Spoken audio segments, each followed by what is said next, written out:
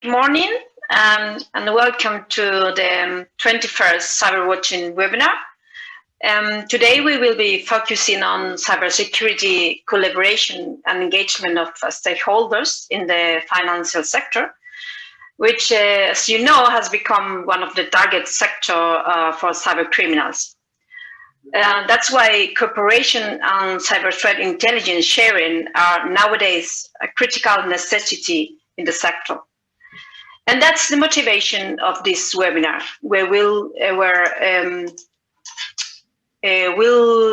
focus on best practices, motivational factors, and incentives related to collaboration of financial sector cybersecurity stakeholders.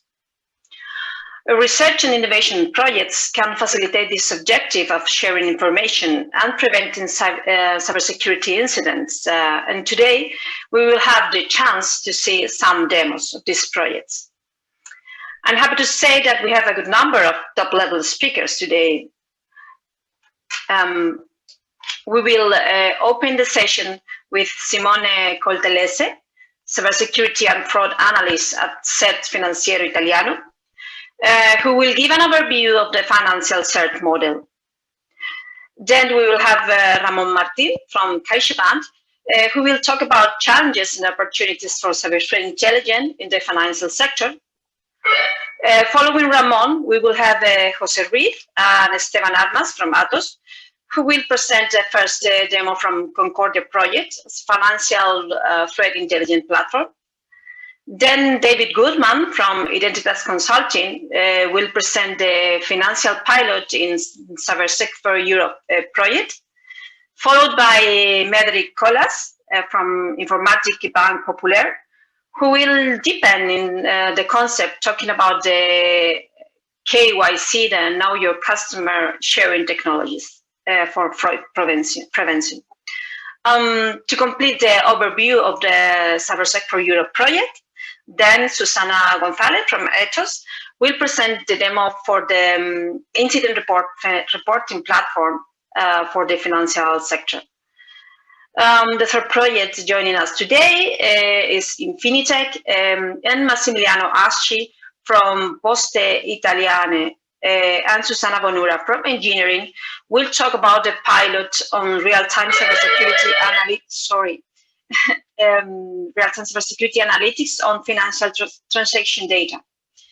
Then we will have a very interesting panel discussion where we will address the particularities of the financial sector in relation to cybersecurity and how to incentivize collaboration among financial sector stakeholders.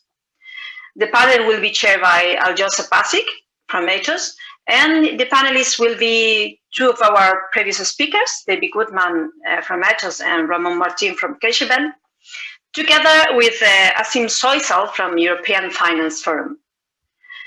Finally, we will have 10 minutes left for answering your question. Please, all the attendants can use the Q&A chat in the platform for this purpose. And before starting with the agenda, please let me introduce myself and the Cyberwatching project. My name is Marina Ramirez, and I'm project manager at Cybersecurity, the Spanish cybersecurity cluster, and a Cyberwatching partner.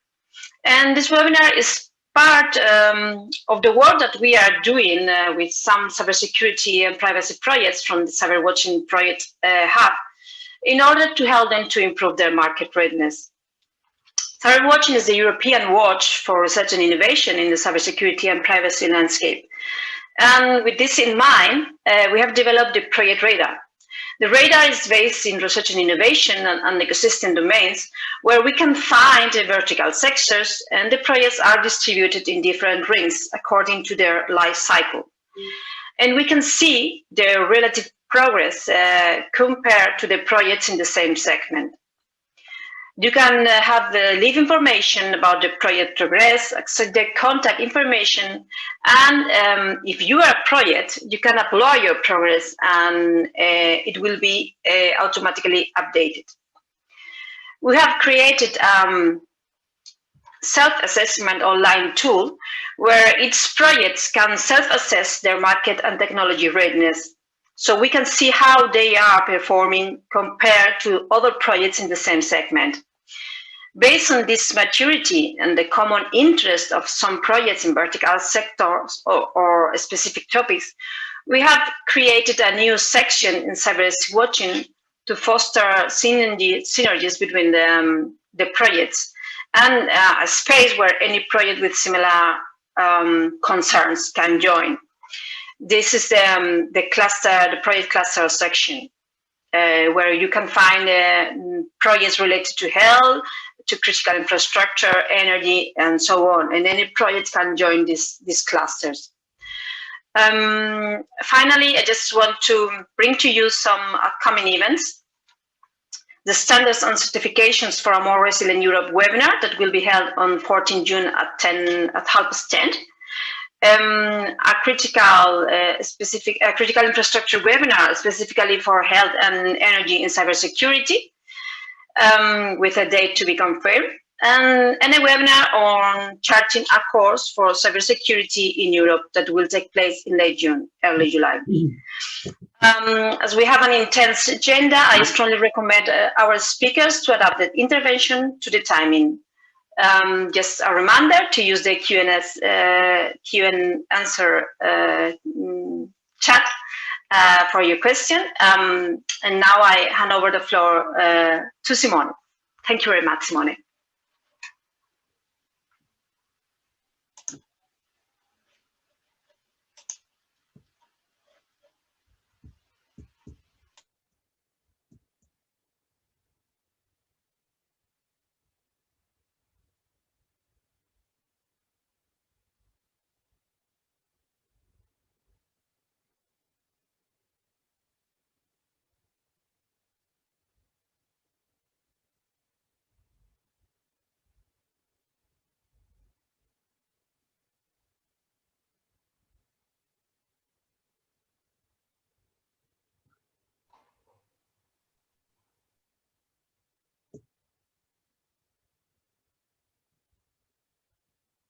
I'm Simone. Simone, sorry, you are mute.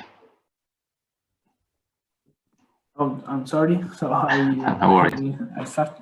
So my name is Simone Cortellese. I'm a cybersecurity and fraud analyst at CERT, and basically I'm responsible for all info sharing activities carried out by our CERT, and it's a very pleasure to be here to tell you about our surfing, to tell you about what are our main activities, and to give you an overview of our info sharing model. But I'd like to underline why info sharing is so important. So, I'd like to say that the threat landscape scenario has evolved in the last years with the rise of attacks involving a huge number, for example, of distributed entities. I'm referring to the DDoS attacks and botnets and so on. Also, the emergence of markets where zero-day vulnerabilities are bought and sold on a regular basis, and also the emergence of very complex pieces of malware and cyber weapons, just to name a few. Well, as a consequence of this new state of affairs, I would say, in the cybersecurity, there is an imbalance between the capabilities of the attackers and the capability of defenders. And so, as a matter of fact, it's virtually impossible to organization to prepare for and to respond to cyber incidents without leveraging collaboration instruments with other partners and allies. And well, there are a lot of examples already in place in the areas of, for example, national security to protect critical infrastructure, where private and public sectors, so partnerships among private and public sectors is fundamental to adequately mitigate cyber risks and respond to cyber attacks. And this is the context in which the CERT operates. CERT that was established in 2017 with the main goal to increase the IT risks management capabilities of banking operators, as well as to increase the cyber resilience of the world sector or banking sector. And well, this is done through an operational and strategic support to prevent, to prepare, to respond cyber incidents and cyber attacks. And well, the participation to CERTFIN is open, and it is on voluntary base for every operators in the national financial sector, like for example, payment service provider, insurance companies, banking and financial intermediaries, and so on. So now let's see our governance model. The CERTFIN, whose presidency is shared between the Bank of Italy and the Italian Banking Association, is operated by Abilab. Abilab is a research center for innovation that promotes the collaboration between banks, companies, institutions for the technological development of the world banking sector. Connected to MacBook Pro. And CERTFIN is under a strategic committee which sets the policies and the development lines. And then there is a steering committees. These committees is in charge to manage the economic and the operational tasks. And well, in this governance model, it also represented the insurance sector with the presence of IVAS and DALIA.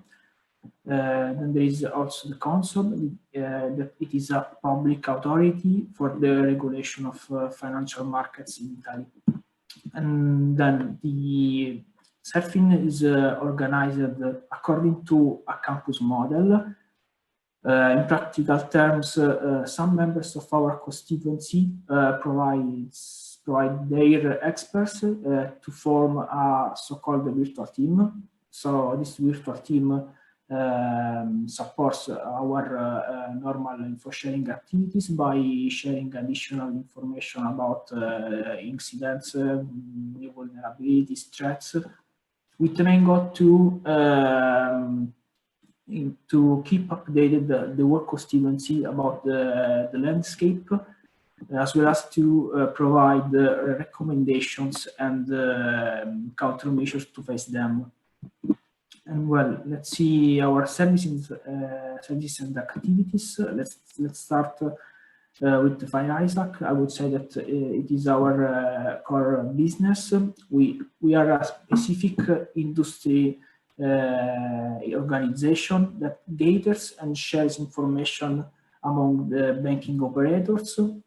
Our main goal is to facilitate this exchange of information among members of our constituency. We do this activity also using info sharing platform that we will see in the next slide. Let's move to our cyber knowledge and security awareness observatory. In this observatory, we address technical, regulatory, and specific issues related to in terms of cybersecurity. We develop and promote awareness campaigns, and we promote and develop also cyber exercise and simulation to members of our constituency within this observatory. Then let's move to our emergency center. CERTFIN handles cyber attacks in the Italian financial sphere. So we receive and analyze report about cyber attack attempts or threats from local partners, but also by international ones. So we support our constituency 24/7 to handle incidents, as well as to give recommendation to face them. Now let's see threat intelligence. Well, you know, cyber threat intelligence now plays a a leading role in the cybersecurity world. Without it, organization may defend invariably themselves against, for example, too little threats, because they wouldn't know what are the threats that they have to face. But on the other hand, they could be defend against all possible threats that it is an unfeasible approach. They may impair their performance. For this reason, we analyzed the Italian threat landscape scenario. This analysis, in practical terms, results into drafting a report, a 6-monthly report, in which we analyze in depth threats that the financial sector has to face. Then there are the European projects. You know, CERT participates to a lot of projects European level. For example, Cybersecurity for Europe, with the main goal to increase our skills and services offered to members of our constituency. Then awareness. Every year we carries out awareness activities aimed mainly to banking customers, and this year we are trying to raise the bar, because we are trying to make our first awareness campaigns conveyed through television channels by putting together banks in order to launch a strong message, always towards banking customers.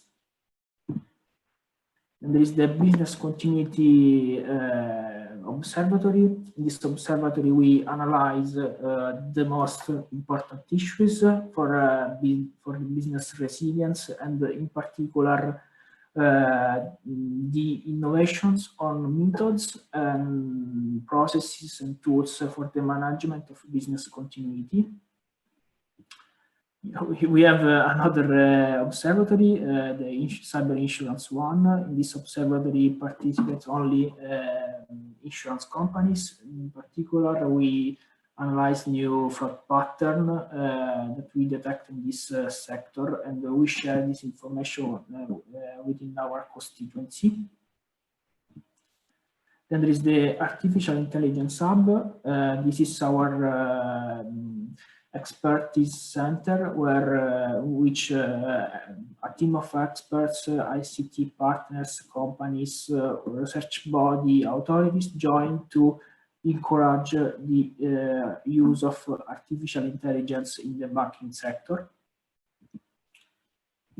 Okay, this is our network that we've built over the years. Beyond our constituency, we have in place a lot of international relationships.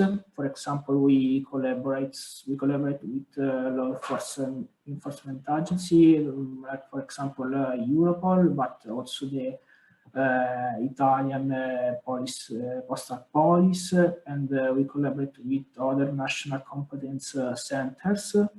And we have relationship with other international CERTs, but also CERTs focusing on the financial sector, that unfortunately they are a few in the world. We participate in a lot of international tables, as you can see in the SWIFT one, the European Payment Council, the EBF, ENISA, FSISAC, and we also have in place participate to a table with tech operators, tech providers, where we discuss about a lot of topics related to phenomena and fraud patterns that affect both the sectors. For example, the SIM swapping attacks or the spoofing attacks, IS, and so on.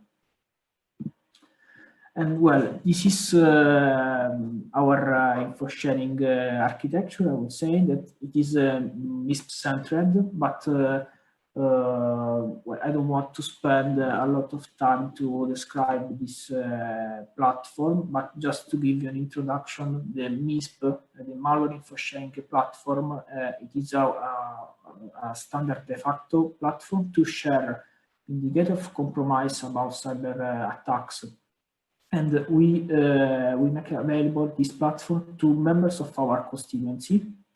And just to give you a few numbers, we have shared more than 15 million of IOCs, and we've published more than 300,000 events through this platform.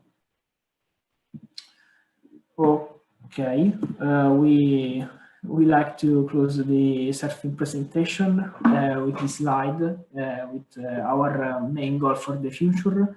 We'd like to create a network of CERTs focused on the financial sector, but to be honest, we already have a relationship with some financial CERTs, which we exchange intelligence, and we periodically meet to discuss several topics in order to increase our awareness and to provide more intelligence to our constituency.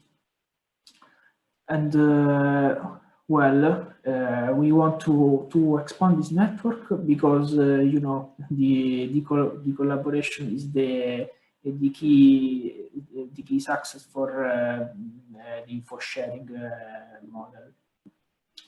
And well, that's all. I hope you enjoyed the surfing presentation. Thank you again for the opportunity to be here, and thank you for your attention again. Thank you very much, Simone. You have shown the great job that you do with information sharing and collaboration among stakeholders. But we are a bit late, so I hand over to Ramon Martin from CaixaBank, who is involved in CONCORDIA and INFINITECH projects as well. Ramon?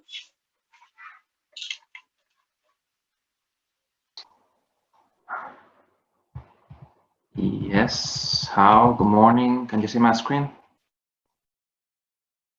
Yeah. Yes, we can see it. Okay, yeah, and you can hear me. Okay, perfect. Yes, I will focus my presentation. Well, I will share my presentation also with Jose Francisco Ruiz and Esteban Armas from Matos, who are collaborating with us in CONCORDIA, and they will present you the more technical aspects of the presentation. Okay. However, I will focus my presentation on the threat intelligence challenges and the opportunities in the financial sector. Okay, I represent CaixaBank, and as I said, I'm working in CONCORDIA, but I am also working in INFINITECH and collaborating in Cybersec for Europe. Okay, not as a partner, but we are collaborating CONCORDIA and Cybersec for Europe in building some opportunities in the threat intelligence information sharing in the financial sector. Okay, and we are collaborating in a joint pilot together. I'm here to talk about this threat intelligence and how we can exchange this information about cyber threats and risks in the financial sector. But first of all, why do we need to do this information sharing? As a bank, I would say that we are doing this process of digital transformation and all the technological development. We are a bank that we receive several awards about being the most innovative bank in Western Europe and well, some other awards. But focusing on that point, what I would say is, are we seeing the whole picture? Are you seeing the whole elephant? Because we are analyzing a lot of data, all the banks that we are collecting from our infrastructures, from our clients' operations, so on. But what if we can have other information from other banks in a secure way, that we are preserving the privacy of our clients and our business information? Okay.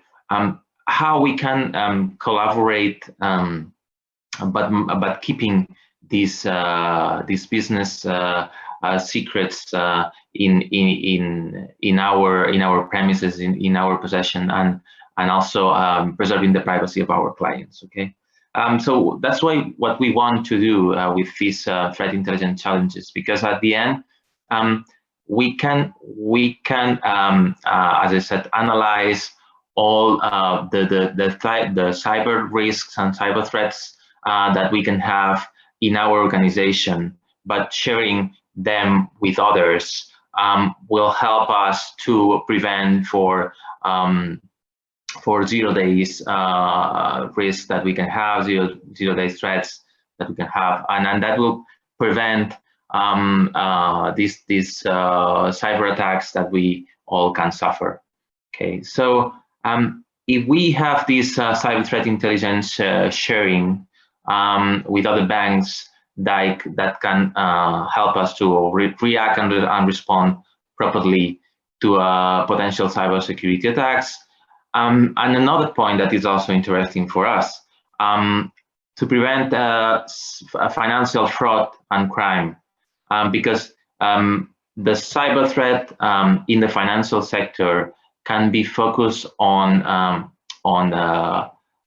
sharing information about our infrastructure that we have in the bank, our IT infrastructure, that can help us to monitor any potential phishing or any pattern that leads us to a ransomware at the end, and to help us to react and respond in a short time to prevent the ransomware that we can have at the end.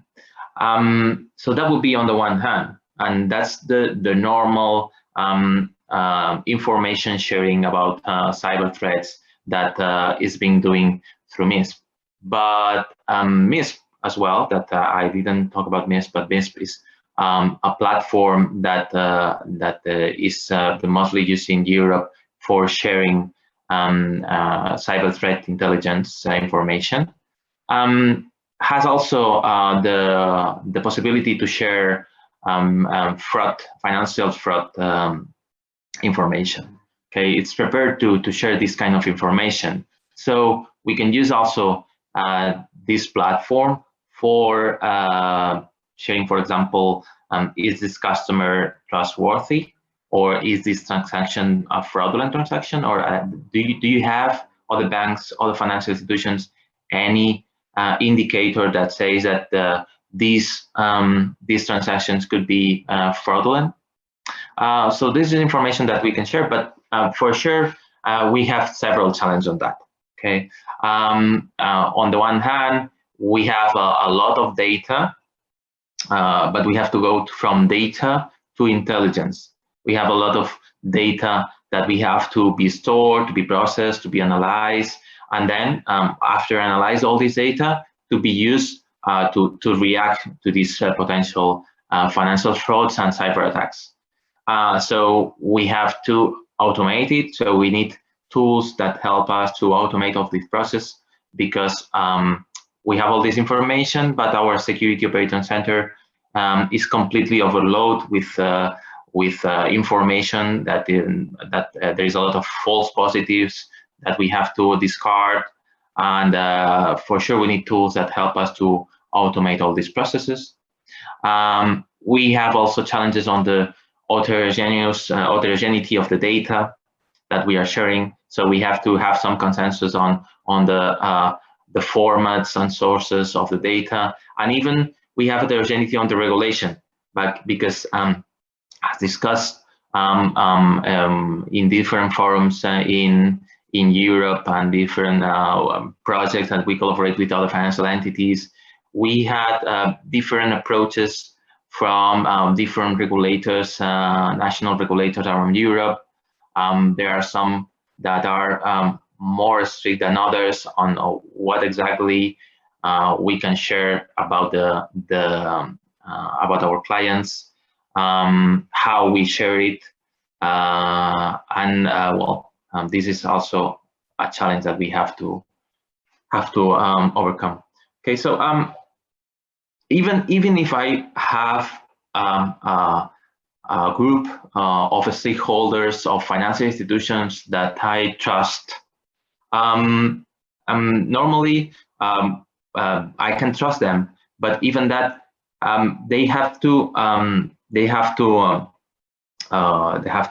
explain exactly how they are collecting this data in order to trust the data that they are providing normally.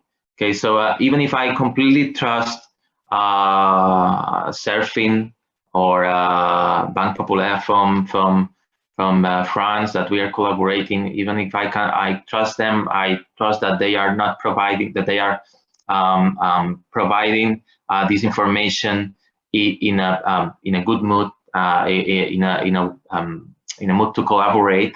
Probably they commit some errors on how they collect this data, and if I analyze this data and it's not good data, well, so there's a problem as well on should we trust your data? Okay, even if I trust you, should we trust your data? So it's very difficult to overcome these challenges on the trust, on the lack of trust. But what we want is to provide these tools that help us to have same ways to collect the data, same ways to analyze the data, to be a little bit more heterogeneous on all this market, in order to be less reluctant on accepting this data from others and analyzing all together. Okay, so we want to create these threat intelligence platforms like MISPs actually, but we want in CONCORDIA, for example, and Cybersecurity, we want to provide tools over MISP that help us to be less reluctant on accepting this information from others and using this information from others. Okay. However, even for creating these platforms, we have several questions that we have to answer, like how the control should be centralized or completely distributed. We will have a role-based control for accessing this data at the entity level or at the personal level. How the authentication will be done in order to be completely secure, that we don't have any malicious users within the group that we are sharing data, and how specific or granular the sharing group should be. And finally, just to summarize before going to the next steps that Jose will explain about what we are doing in CONCORDIA, just to summarize the challenges and the barriers that we still have here. Okay, well, the opportunities and the barriers and that we still have here. So on the one hand, we have clear opportunities on building more secure financial institutions, because we can build more secure infrastructures based on not only our information, but based on other information that can prevent zero-day threats that we can have. And we can be more secure, we can have more secure clients, okay, because we can also prevent financial fraud from information that we don't have from these clients, but other banks can have, based on more data. More data implies that we could be more secure because we have more data to analyze, okay, and we can that will lead to faster and easier reactions and earlier reactions. And finally, you can be also a threat intelligence stakeholder in the threat intelligence market, because there could be potential additional revenues on sharing this data. We are not saying the market is still growing, and we are not saying that this data will be shared completely for free, but there could be business opportunities here to a specific ratio on sharing that can provide you additional revenues on that. On the other hand, we still have some barriers that we have to do, some challenges that we have to tackle. That is the lack of trust, heterogeneity, data sensitivity, this privacy of the data, especially from the customers to and against the GDPR, because we are a highly regulated sector and we have a huge data volume from all the financial institutions. So we have to analyze and have to have tools to automate all the process of analyzing it in order to reduce the false positives that we can have on that. And now the floor is yours. Yeah, thank you, Ramon. Just to be as complementary indeed to what Ramon was commenting, we can see in there what are the challenges that we identify for the financial institutions.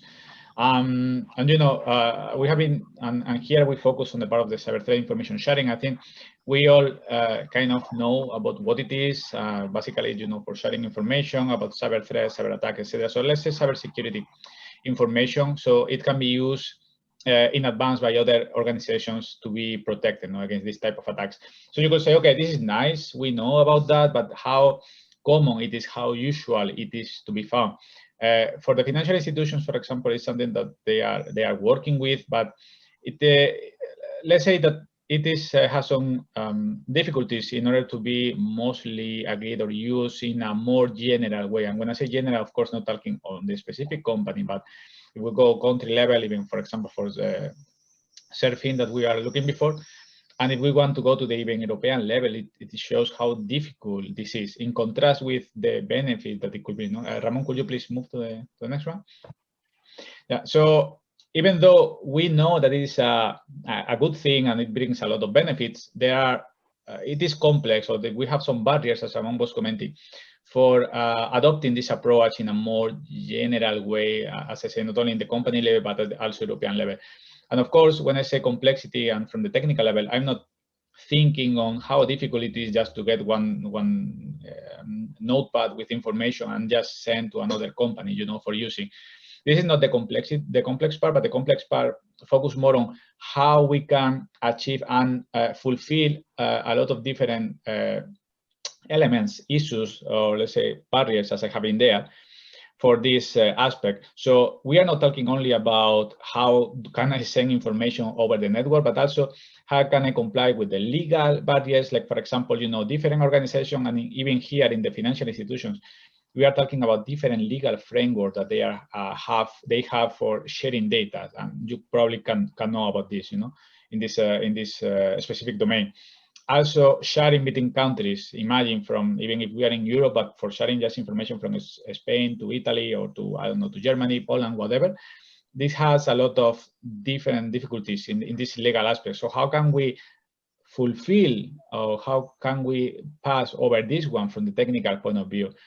From the policies and procedures, of course, what can I say? Each organization has their own way of how they are managing data, how they share data, what data they can share, which ones they cannot share, and will be different from one company to the other, from semantics, well, you know, standards, and how, which ones are you using in your company, but then they are different from the other company, with which one, the one that you are sharing the data.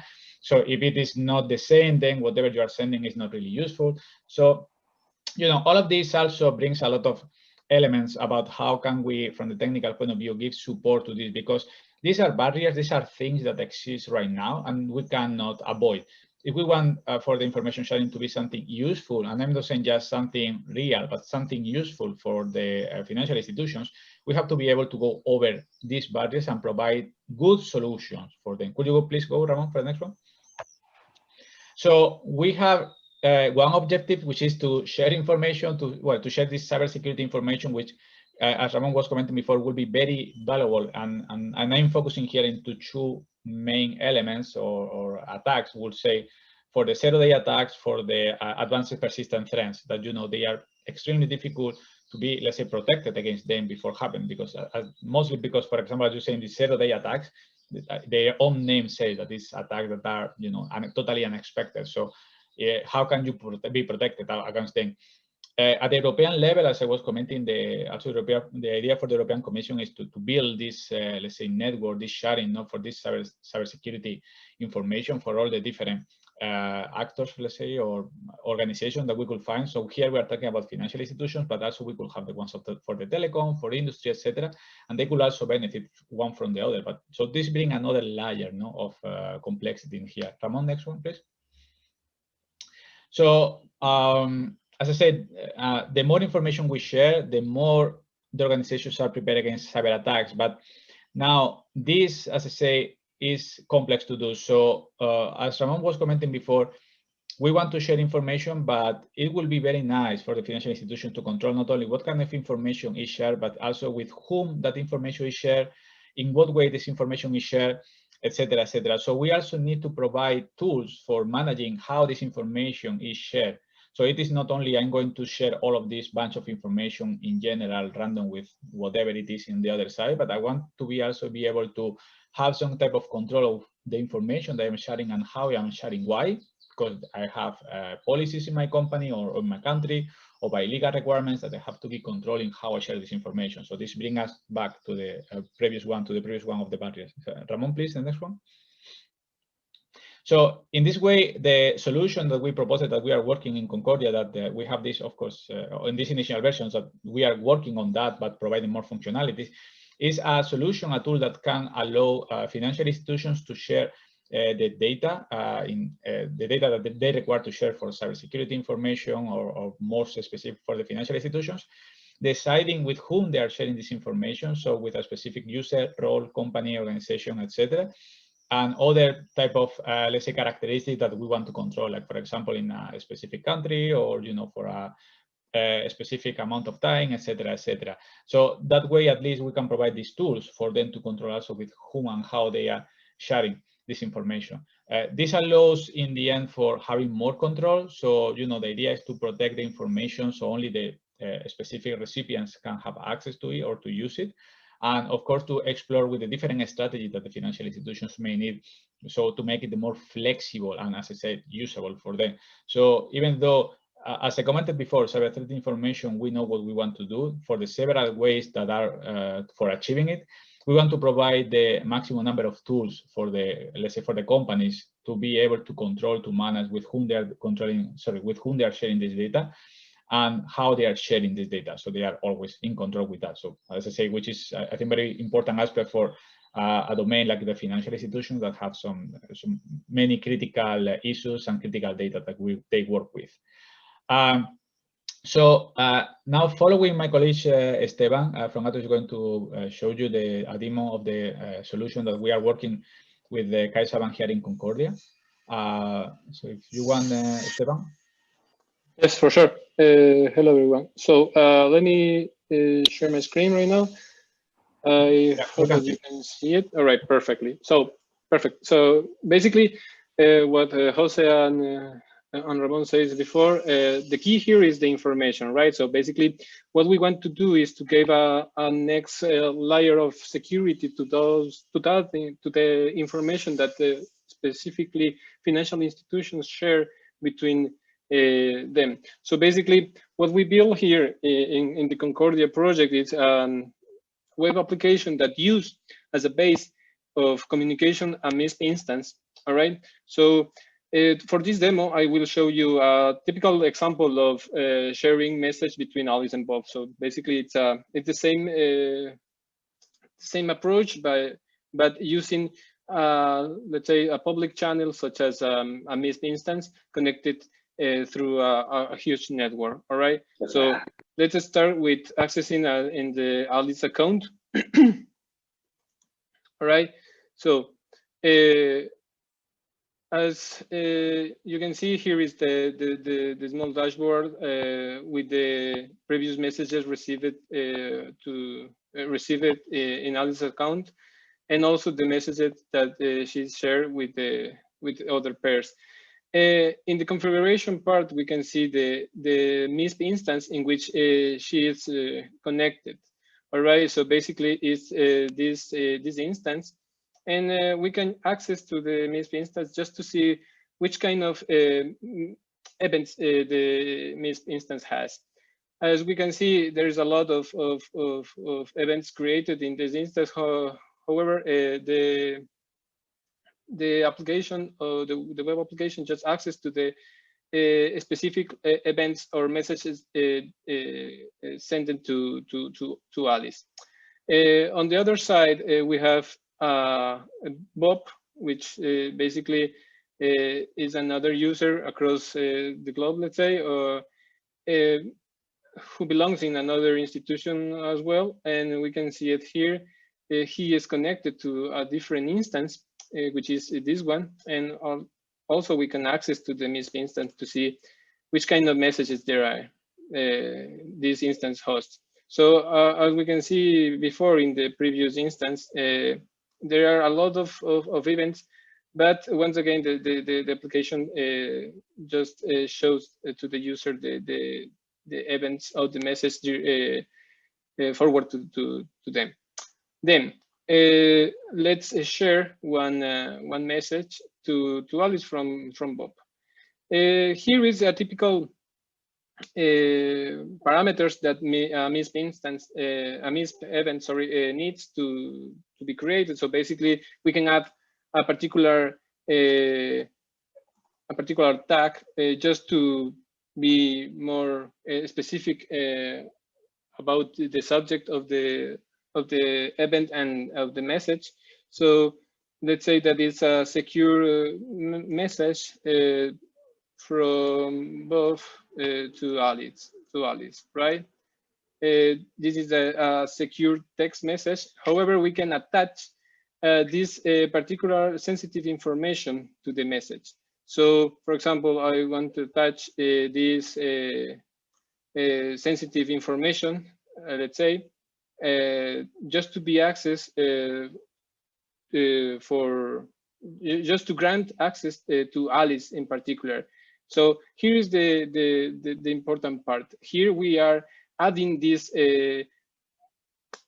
security access to the particular information that we want to share. So basically, now we are saying that we want to share this information only to Alice.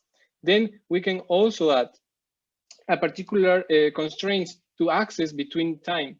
Once that the event is created and shared between a MISP instance, we can delete the events hosted in external instance outside of our premises. However, with this particular layer of security, we can give more security, giving a particular access to the information, even if the event is still in the external MISP instance.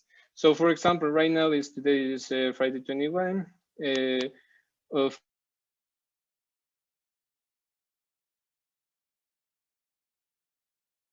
May, no, or just until tomorrow, all right? So now that we are already set all the basic information to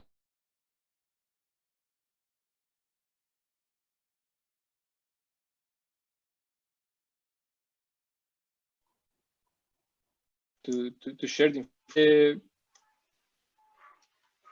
event is created in the MISP instance, okay, belong to in this case to us. We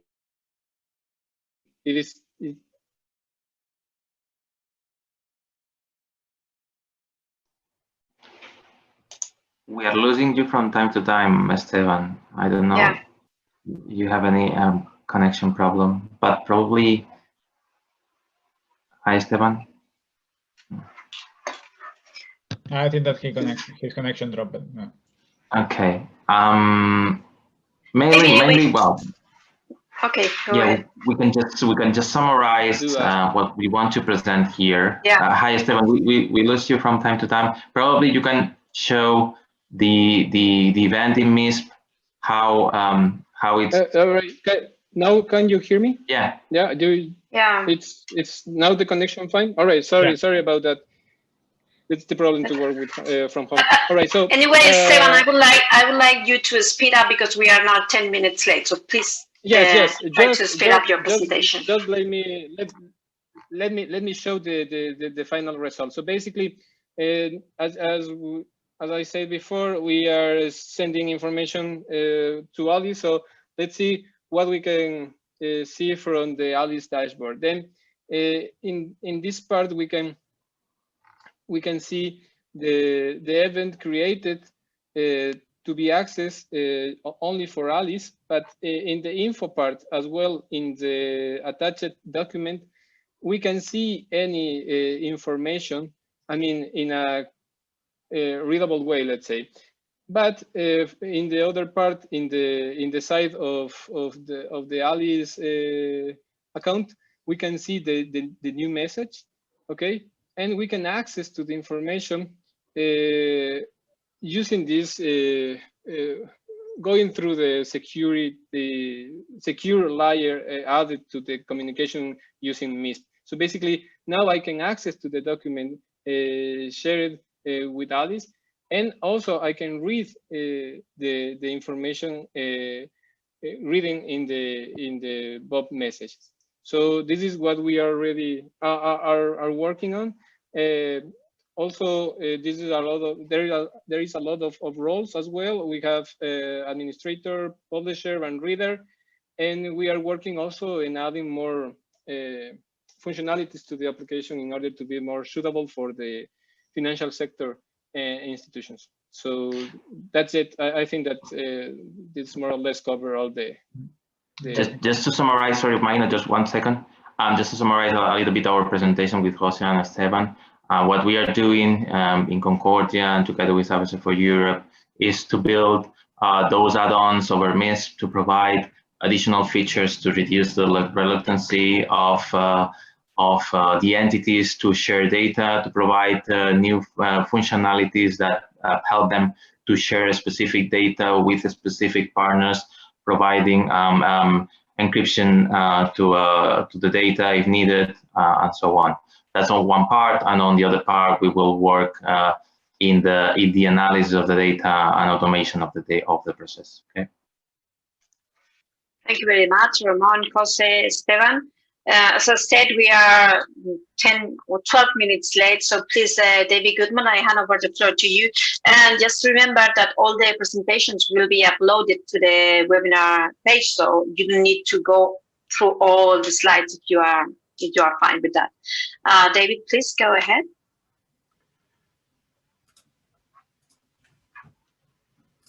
Hi, thank you, Marina. Can you see my screen?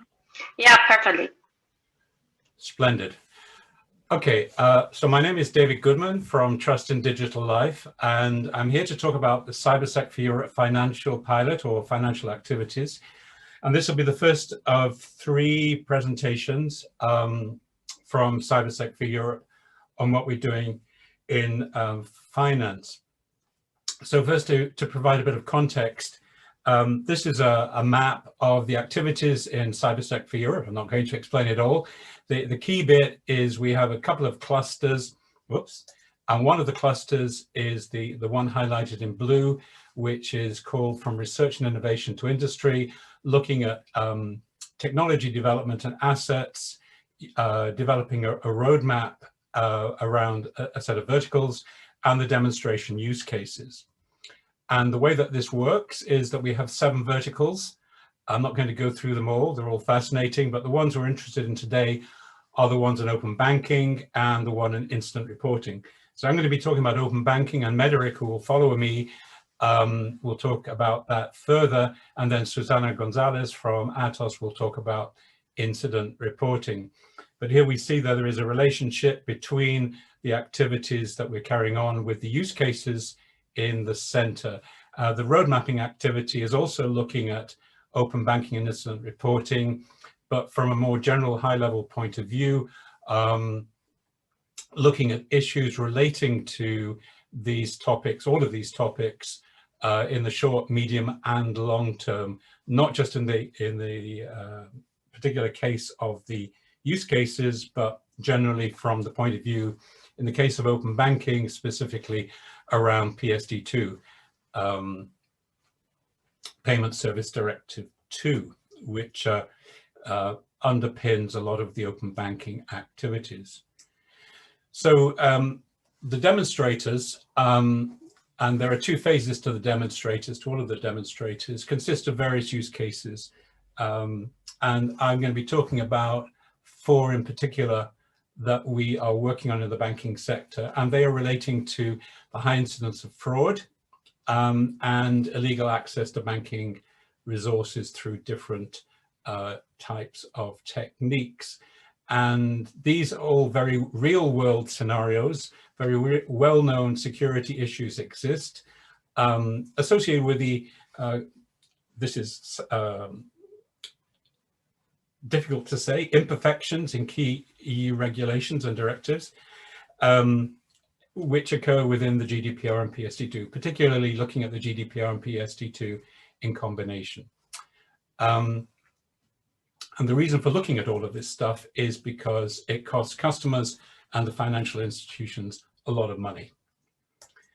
So the use cases, we're looking at making open banking secure, ensuring that the parties are able to reliably identify themselves and identify what rights each party has, and to be able to verify that information using due diligence.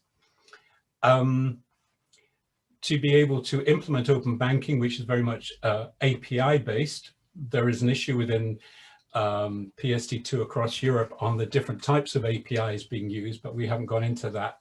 That is an ongoing set of negotiations with between different groups supporting different types of APIs.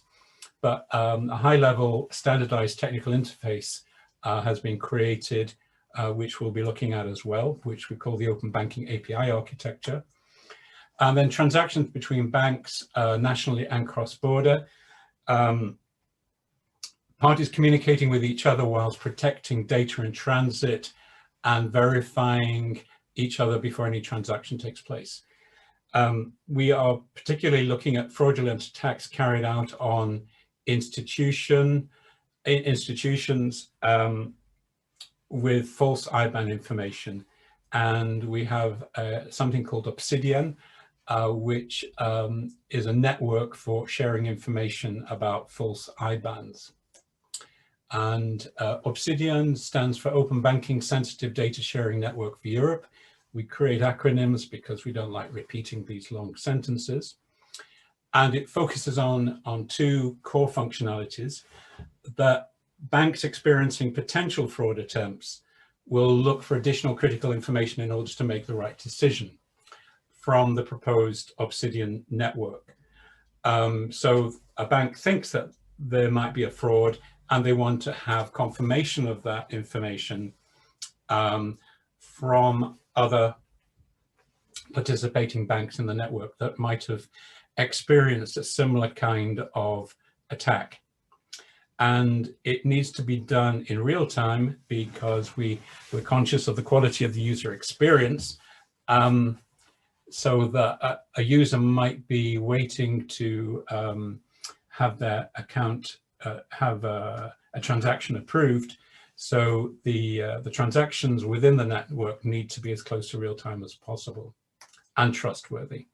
This is an overview of the network with the Obsidian server at the middle and participating banks sharing their own individual data. The Obsidian server in the middle only stores transactions logs and doesn't store any sensitive information. That's a key factor about this. And the other key factor is that by centralizing the flow, banks are able to exchange information pseudonymously, it's a really difficult word to say, without revealing who they are and without revealing too much on the fraud data that they have. I'm not going to go any further into this because Médéric from Banque Populaire is going to explain this in more depth in a few minutes.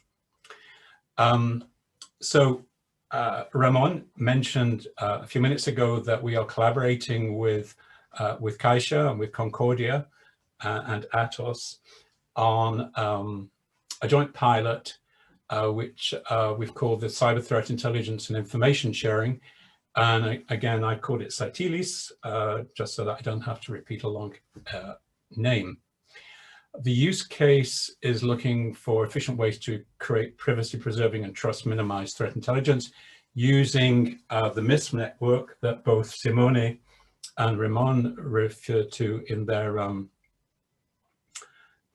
presentations, and using permission blockchain technology from NEC. And we're also using an asset from KU Leuven called TATIS, which is an open source platform for sharing indicators of compromise in a trustworthy manner on top of the MISP platform. What we have envisaged is a number of instances connecting in through the MISP network, able to communicate incidents from a bank either through the MISP network or through the Obsidian network, which is not MISP-based, but it would be connected to into the MISP. So this is a way of joining up what we're doing on Obsidian with what is being carried out, as you've just seen with Atos and Concordia, as well as integrating some of the assets developed in Cybersec for Europe by the University of Murcia, KU Leuven, and NEC. The banks currently involved are Bank Populaire and CaixaBank, but I'm sure I can speak on behalf of those banks and say that other banks would be very welcome to join this activity. The concern is about disclosure of sensitive information, personal identifiable information, which requires that a certain degree of privacy preservation is required in transacting and sharing this information, which is one of the reasons why we've introduced privacy preserving technologies into this particular pilot. So moving on to the third of the activities that we are working on is the Open Banking API architecture developed by ABI Lab, the Italian Banking Association we heard earlier on from Simone, who was representing CERTFIN, but also ABI Lab. And they have developed an API-based architecture using an API manager basically to orchestrate a number of other sets of components, talking through to identity providers and security, a set of knowledge-based components, as well as talking through to back-end system components at the bottom of the screen and external services, all of which are compliant with the requirements of open banking and PSD2. And the use case that we're looking to, or the series of use cases or scenarios, is looking at testing the way that a hacker can attack a system and the way that the API architecture can protect the bank's infrastructure from those type of attacks. I'm not going to go through each of these different types of scenarios, but they are reasonably familiar types of attacks that can be carried out on banks. And then finally, we're looking at verifiable credentials, and the University of Paul Sabatier in Toulouse, IRIT, has developed a solution, an identity wallet, which can be stored upon a user's mobile device, storing verifiable credentials signed by a variety of trusted authorities, and sharing those with a service provider. And basically, this is a way of giving the user a greater deal of control on their identity and aggregating multiple identities and verifiable credentials from those multiple identities in a privacy preserving manner, which improves the user experience, particularly in the banking context, which is what we're looking at, obviously, in onboarding or basically KYC. So we will be demonstrating an onboarding scenario using the credentials based on WebAuth and FIDO2, using any web browser or mobile device. And the intention is to give security in a mobile banking context, which is GDPR compliant and user-friendly, and is far more effective and efficient, both for the banks and the users, than current mechanisms. So what we're looking to do is a user request to open a bank account. The bank asks for a number of different details according to the KYC onboarding requirements. The user is able to collect that information, which is verified by a number of recognized authorities, and then share that with the bank. And that will be our fourth demonstrator use case. And that's all I have to say.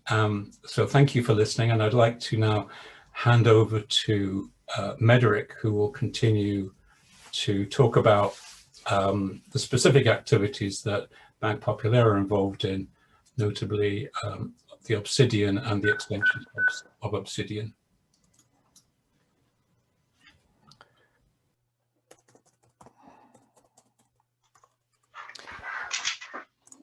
Okay.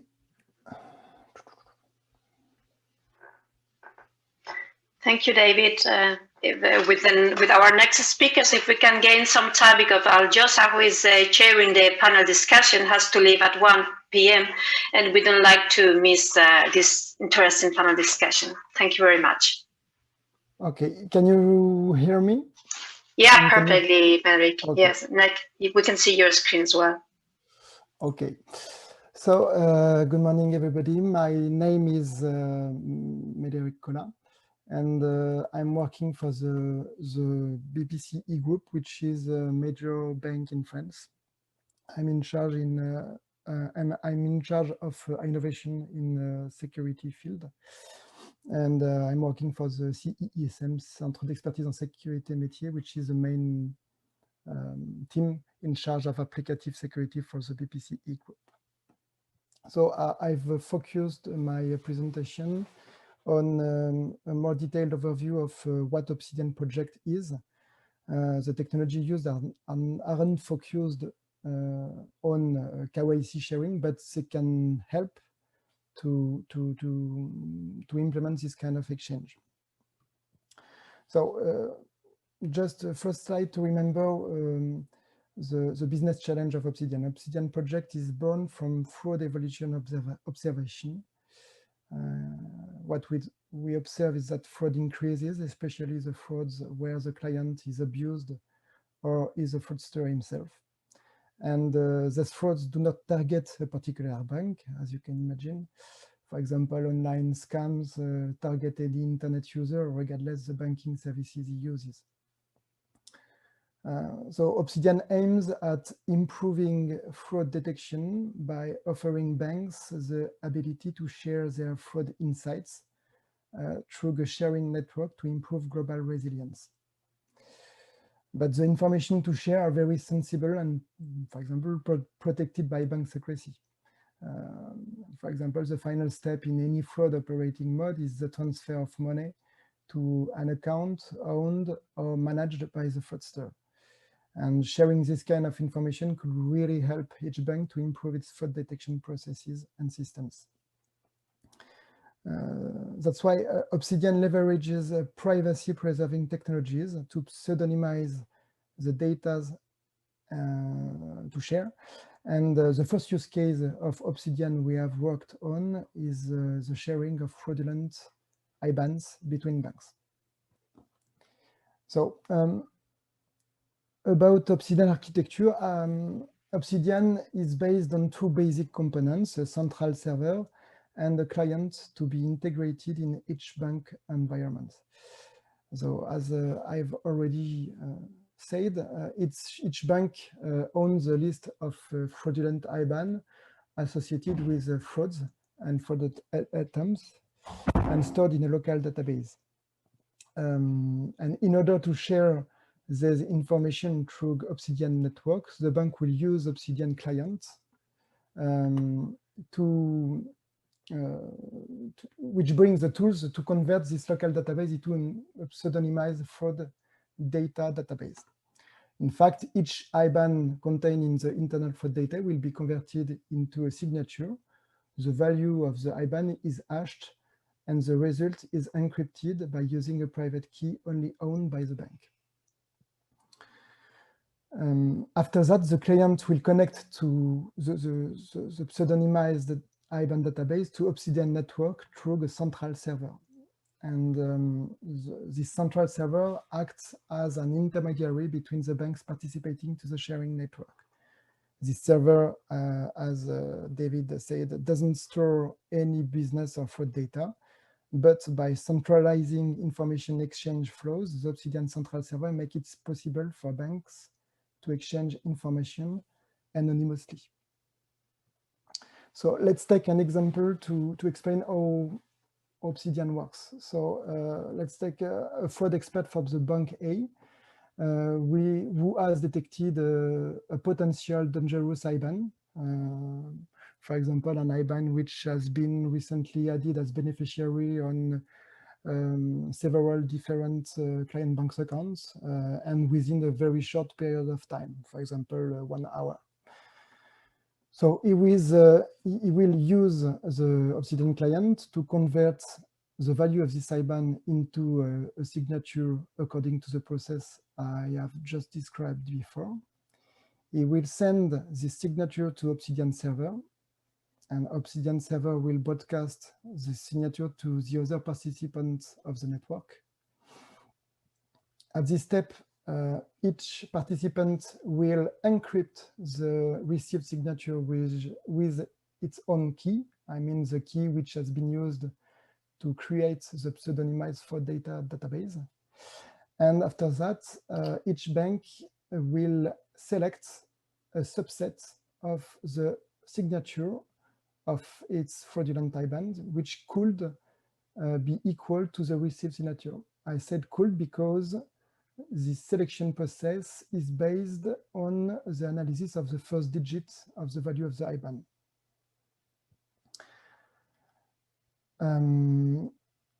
Just after the result of this selection is sent back to Obsidian server, and Obsidian server relays the responses back to Bank A. Finally, Bank A will encrypt with its own key the received signature from the other banks. And thanks to the commutative properties of the encryption algorithm, it will be possible for Bank A to test a strict equality between the signature of the received signature. And if a strict equality is found, Bank A knows that another bank has identified this IBAN as a dangerous one, as an IBAN which has already been implied in a fraud. But what is very important to note here is that Obsidian doesn't interfere into bank internal decision process. But Obsidian is just here to fuel the internal decision process with additional critical information which can be used to take the right decision. So with this process, Obsidian architecture and technologies brings new elements which can be used to improve the respect of some legal obligation like bank secrecy. Indeed, in the previous scenario, Bank B and Bank C didn't know the request came from Bank A, and on the other hand, Bank A cannot identify the origin of the answers. And finally, Bank B and Bank C do not know the result of the request. That's why we can say that in this kind of exchange, no one knows who exchanged information with whom. And it's a good process in order to guarantee bank secrecy. At this step, we have developed, at this step of the project, we have developed a first implementation of Obsidian with a very simple client which is in fact a web application offering a bank expert, a bank fraud expert, to be able to share information with other bank experts from other banks.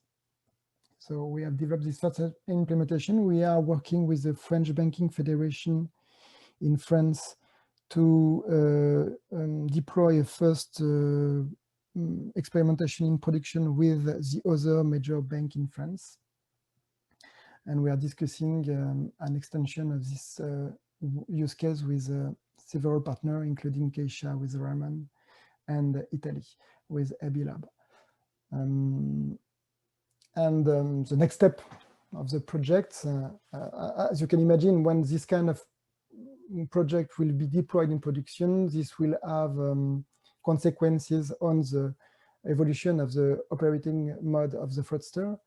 And that's why the next step of Obsidian is to work on an extension of these protocols to be able to share not only IBANs, but also information which is used by fraudster to open a bank account.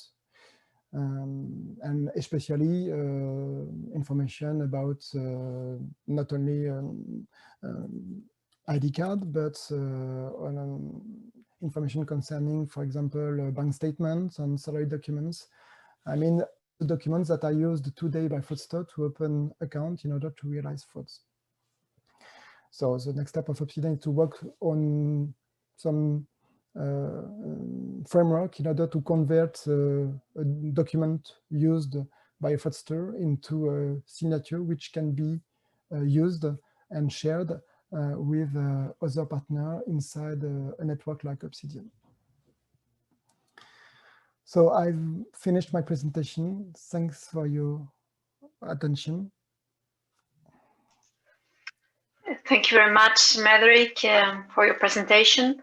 Now I hand over to Susanna, and I beg you to present your incident reporting pilot very briefly, because we need time for the third project and the panel discussion. Thank you very much, Susanna. Okay, thank you. I will try it. Okay, so I'm going to present you the incident reporting in the financial sector demonstrator. This is one of the final pilots included in the project Cybersecurity for Europe.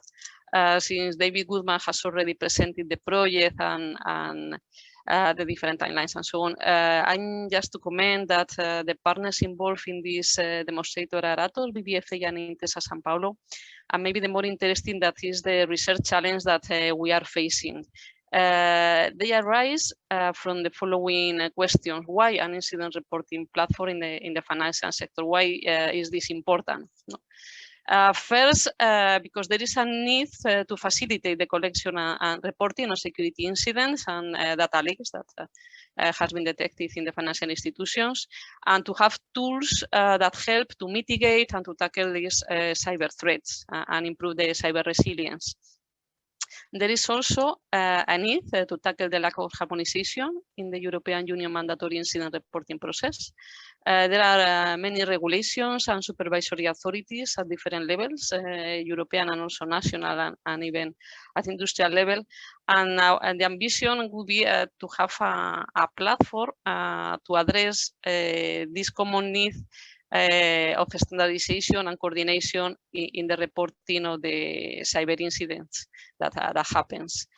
And there is also this need of developing a platform that enables these financial institutions to fulfill with the mandatory incident reporting requirements. Indeed, the incident reporting working group is very interested in our demonstrator, and they are following what we are doing and having this common application or common platform for reporting. And the last research challenge, the last but not least, is to promote a collaborative approach to pave the way towards public and private cooperation. This is what in the previous presentation they have been commented, and to enhance cyber resilience, sharing threat intelligence data between different stakeholders and entities across Europe, but also even beyond the European borders. So I have here the list of regulations that have mandatory incident reporting requirements that can apply to any financial institutions. Under different regulations, a single financial institution could represent different subjects at the same time, and each of them with specific requirements. Can be a target to participant, a significant institution, a payment service provider, could be an operator of essential service, personal data processor or controller, or trust service provider. Each of these roles or subjects has its own regulations. So a single incident that happens to an institution, to a same financial institution, could need to report to different supervisory authorities. And each of these following different impact assessments procedures, different thresholds, timing, different data sets to be included in the reports, depending on its regulation. For example, a bank that is a significant bank, is a payment service provider, is also a target to critical participant, and is a personal data controller. Sorry, Susanna, are you sharing your screen? Because we aren't seeing anything. Sure, I thought so, but sorry.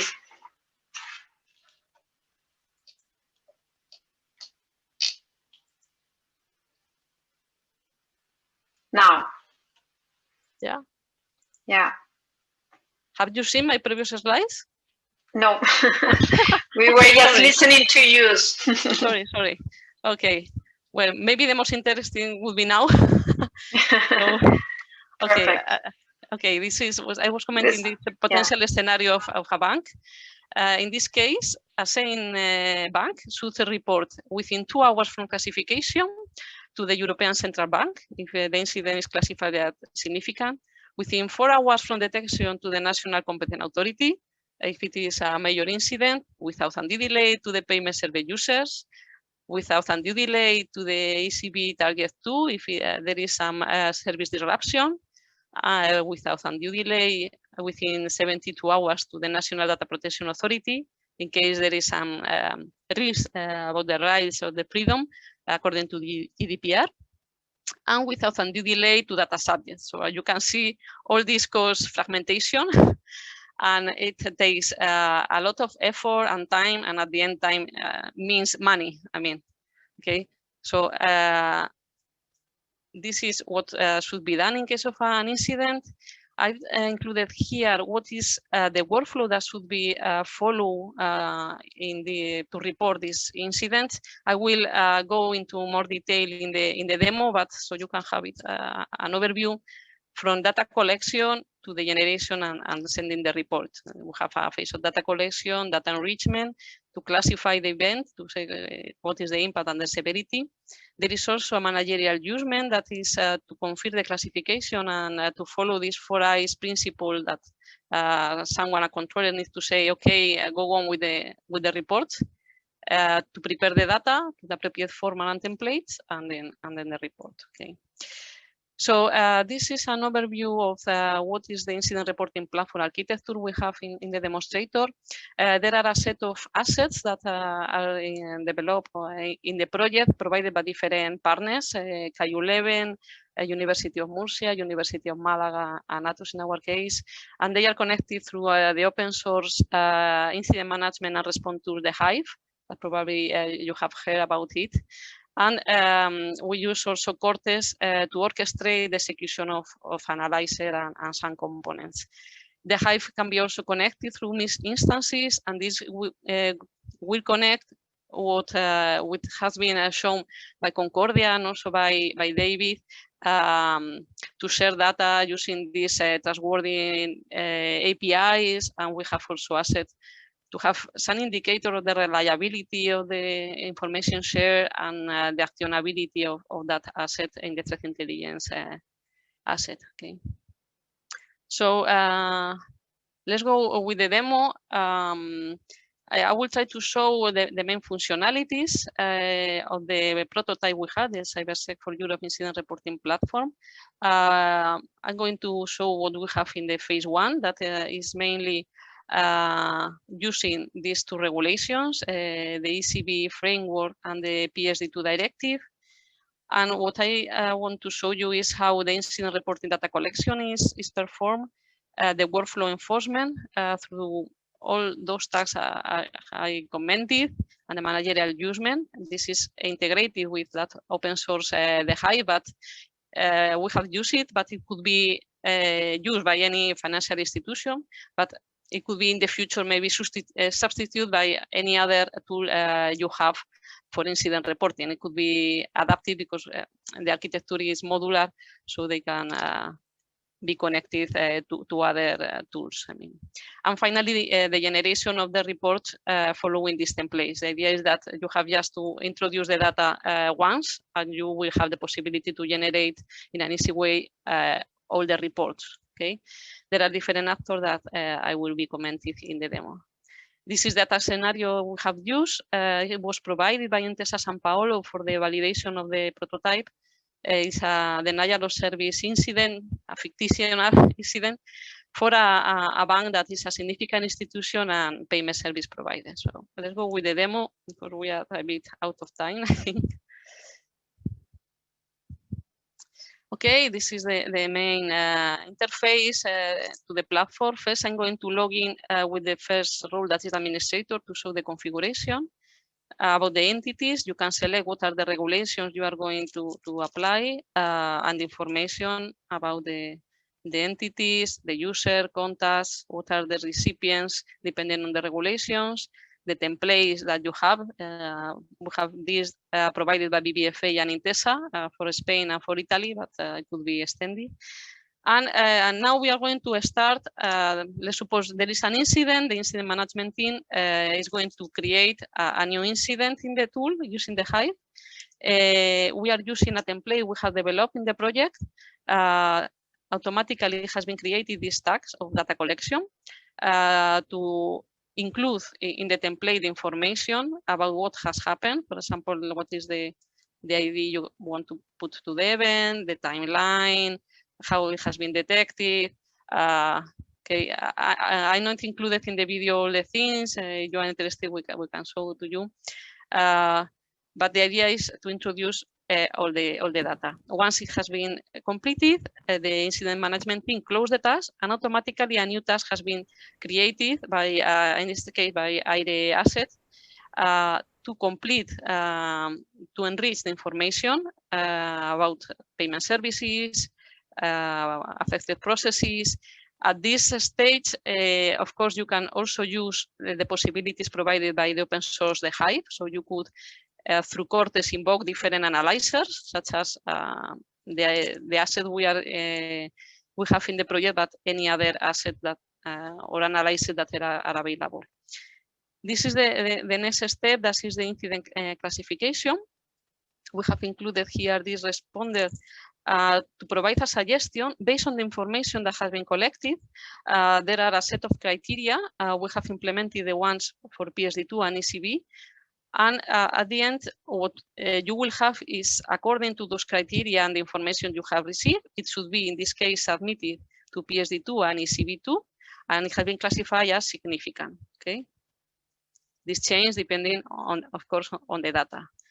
Okay, once the incident classification task has been closed, we have, of course, this is very fast, but you mean it will take time. Okay, this is just for demonstration purpose. The managerial usement, at this stage, the controller has the result of the classification at the entities to be sent and say, okay, let's go with the reporting or not.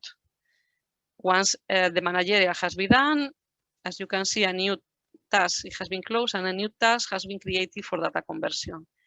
Using also Cortex, we have a responder to perform data conversion. And with the information that has been introduced in this tool, you will see that the templates, the Excel reports required for ECB and PSD2 has been generated and sent to the incident reporting team so they can complete it. This is the first report. I don't know if you can see, but the information about the contacts has been there, the description for this first. And in next steps, the tool will complete the intermediate and the final. This is just the first phase. I mean, in the three phases that are usually in the regulations. And this is for PSD2. We have generated the template and populated that information that has been included. Later, the incident reporting team can edit it and complete with information that is missing or additional information. Okay. Of course, you can check here the different status of the reports or the incidents they are ongoing. This is the second managerial judgment. That is, once you have completed the report, the controller needs to say, okay, let's go, proceed to send this email to the authority, the competent authority. Okay, so that send the email will be done manually by the incident reporting team, and once it has been completed, the close has been closed. And as you can see here, you go to the second phase, that is a new phase of enrichment to complete that intermediate report. Okay. Go to next slide. So just to finalize my presentation, what we are doing now, the ongoing work and next step. We are working on extending the prototype to support the complete incident reporting workflow. I've shown you very fast all the different steps that needs to be followed. Think that you will need to do this by each regulation. Okay, in this case, automatically and just with one process, you have a first report, a first template for many reports, many regulations, to complete it with the intermediate and final reports, to extend it to support other regulation. In particular, we are working in NIS, EDAS, Target 2, and GDPR. And apart from Excel, NIS, for example, is in PDF, and Target 2 is in Word. So we will support different formats. And also in that integration of the prototype with the MIS instance and the threat intelligence data sharing assets for that collaboration with between financial institutions and different stakeholders, and the connection with other projects. We are also working with the connection with CONCORDIA to connect our MIS instance in order to share this information about the incident that has been detected and in this case reported. Okay. So I think that's all from my side. Thank you very much for listening. Thank you very much, Susana. I know that your demo was very fast, but I'm sure that if any of the attendants are interested in this demo or any other demo in the presentation, that all our speakers are open to further contact with you and explain it in more detail. Now I would like to hand over to Massimiliano Azzi and Susana Bonura from INFINITECH projects, and I would like to beg you to adjust your presentation to 15 minutes. I know that it's not fair, but I would like to have 15 minutes left for the panel discussion. Thank you very much. Thank you, Marina. Can you hear me? Yes. Okay. My name is Susana Bonura. I'm a researcher and a project manager at R&D Lab of Engineering Italy. I'm here with Massimiliano Azzi from Poste Italiane to present very briefly the INFINITECH project and the pilot where we are involved on real-time cybersecurity analytics on financial transaction data. I give the floor to Massimiliano, who will introduce the INFINITECH project and will explain the business motivation of our use case. Massimiliano, the floor is yours. Thank you, Susanna. I will try to be as quick as possible. The INFINITECH project is a wonderful project, a flagship one, involving more than 45 partners coming from several industries, but mostly on bank, insurance, and partners from the academia and fintechs, all working together in a very long project, 39 months. Next slide, please. Aiming at developing, aiming at developing a set of 15 quite big pilots and hosted on testbeds and sandboxes that were mixing IoT, big data technologies, artificial intelligence and technologies in order to bring to life some innovative services, demonstrating, next slide, in the European finance sector that we can go beyond of the state of the art by bringing to life a new set of services that are particularly advanced as a concept and as approach. And we are trying also in this project to develop new business models and organizational models to support our processes. And you can push the slide, okay? Susanna, to bring, okay. In order to hit our 3 pillars, to bring innovation into the sector, to hit the market with an enhanced innovation capacity, and to develop new opportunities for the market itself, also to strengthen the competitiveness of companies that are involved in this very big effort, and at the same time, building up capacities and capabilities and boosting the compliance, overall compliance to regulatory issues, and potentially stimulating additional investments in the sector. Next slide, please.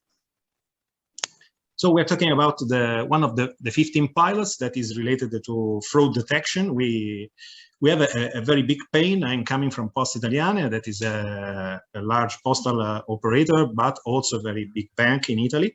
And we are facing since several years a very big pain, a business pain related to frauds. There are on the market available several solutions, several kinds of solutions for fraud detection. Mostly of them are rule-based, have a rule-based approach, meaning they try to understand if the same schemas can be found in data that are flowing through transactions.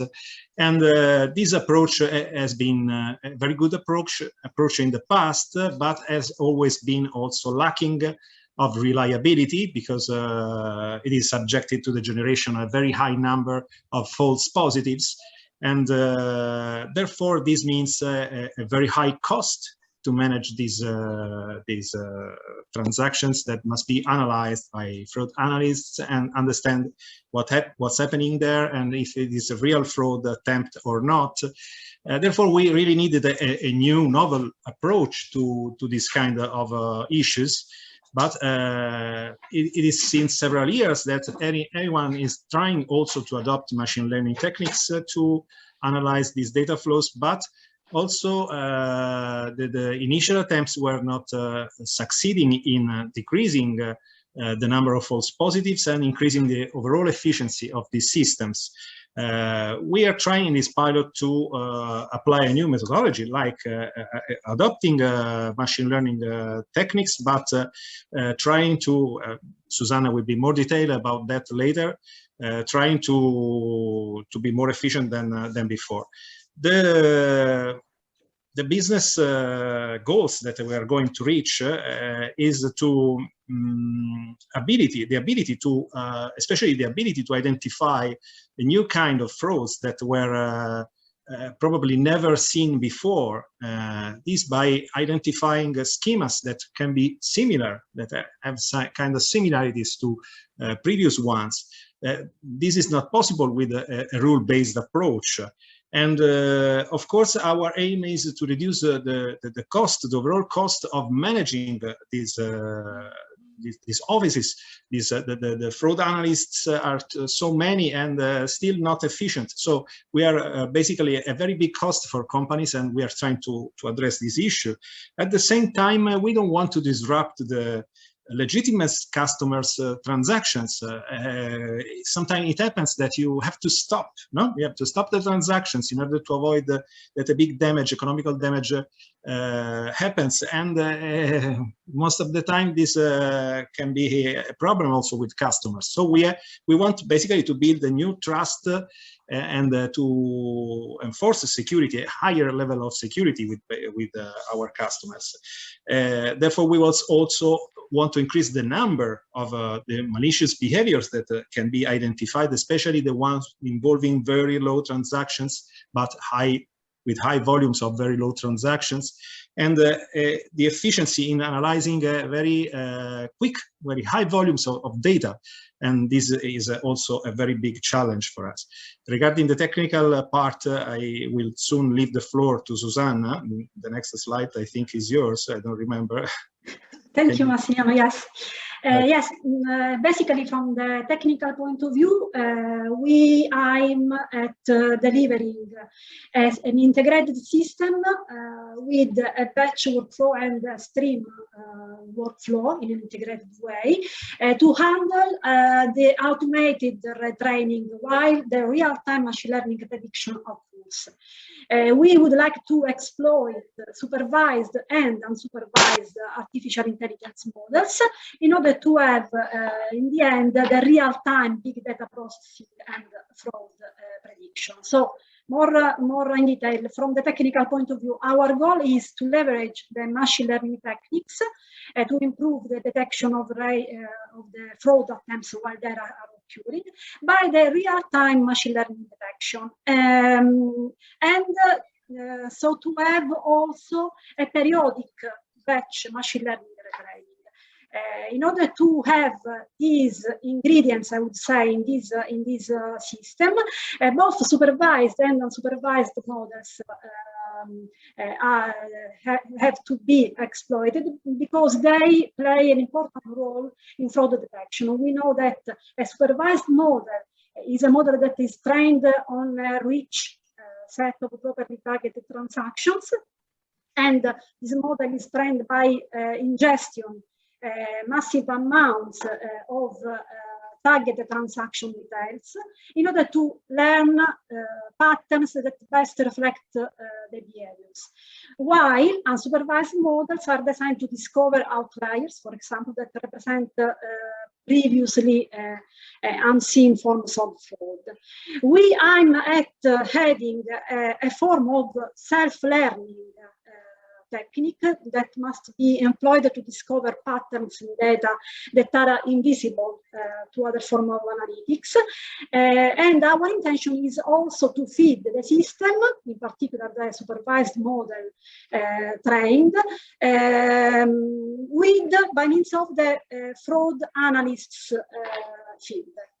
And finally, we will have the real-time machine learning prediction to fraud detection. So the workflow, the use case of our pilot envisages in the batch layer pre-processing of transaction data, where datasets on several kinds of transactions are properly filtered and joined to get only one unlabeled dataset. We will have the clustering of such data to create some labeled samples, and we will have the training of a random forest model to periodically retrain it with the new data, by also feeding the model retraining by means of the feedback coming from the analyst. While in the stream layer, the real-time fraud detection is handled by means of the random forest model trained on the basis of new input transaction data. To design, execute, and deploy such a bundle of batch and stream workflows, we have adopted ALIDA. ALIDA is a result by engineering from previous and of course, ongoing innovation activities and research and innovation actions. And it is a microservice-based platform for composition, deployment, execution, and monitoring of big data analytics workflows. It is designed and developed on top of the most innovative open source big data technologies and framework. And it is cloud native, so it is able to scale computing and storage resources thanks to a workflow orchestration engine that leverages the capabilities of Kubernetes for the cloud resource management. It provides a web interface for both stream and batch workflow design, and it will be possible to design also and directly execute and monitor the execution or schedule this execution. And in addition, this free tasks, execution, scheduling, and monitoring are also available through the APIs. Alida provides a catalog of services that are the building blocks of the workflows, and this catalog covers all phases from ingestion to preparation, analysis, and for the data publishing. Also, the catalog can be used both through a web interface and through specific APIs. So, in summary, it is a tool, a very useful tool for a rapid PDA application design and execution. So user designs his own stream or batch, stream and or batch workflow by choosing the services from the catalog. He chooses which big data set wants to process, runs and monitors the execution, and then the successful execution of the workflow results in the creation of I would say a bundle, an application, a big application that can be deployed and installed in another target infrastructure with the support of a package manager that simplifies this deployment. Alida can be used in cloud as a platform as a service or on-premise if a user already owns a big data infrastructure and the data governance is a concern for. So the feature stay locally and the information will never leave the company. And finally, Alida can be used in an hybrid way. Now, to finish, I would like to show a short video of the first version of the batch workflow we designed and executed by means of the data set on transaction data provided by Poste Italiane. We used the Alida platform to first create and execute a data acquisition workflow to take data related to the separate transactions provided by Poste Italiane and store them within an HDFS cluster as CSV files, configuring all the relevant properties accordingly. Then, we created and executed a batch workflow consisting of several microservices for the training of the ML model to identify frauds on separate transactions. The workflow is constituted by a part dedicated to data pre-processing. In particular, we transform categorical data into numerical data. Generation and application of a k-means model to clusterize transactions into 3 groups. And at the end, a service providing the main central tendency measures of each feature grouped by cluster, and a parallel microservice, which makes use of the random forest classification algorithm to robustly retrain a model taking clustered data as input. This random forest model will then be used in a streaming workflow, labeling incoming transactions in near real time, and then visualizing and monitoring the outgoing data stream via the Visual Live component. Now we are going to see a preview of the cluster dataset using our internal visualization component. Here we see a few lines of the dataset that give us an idea of how the dataset is made up.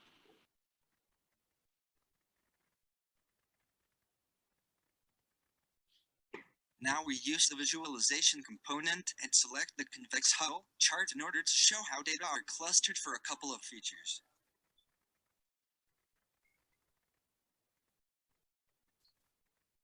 As an example, we are selecting the IP address and our operation fields colored by clusters.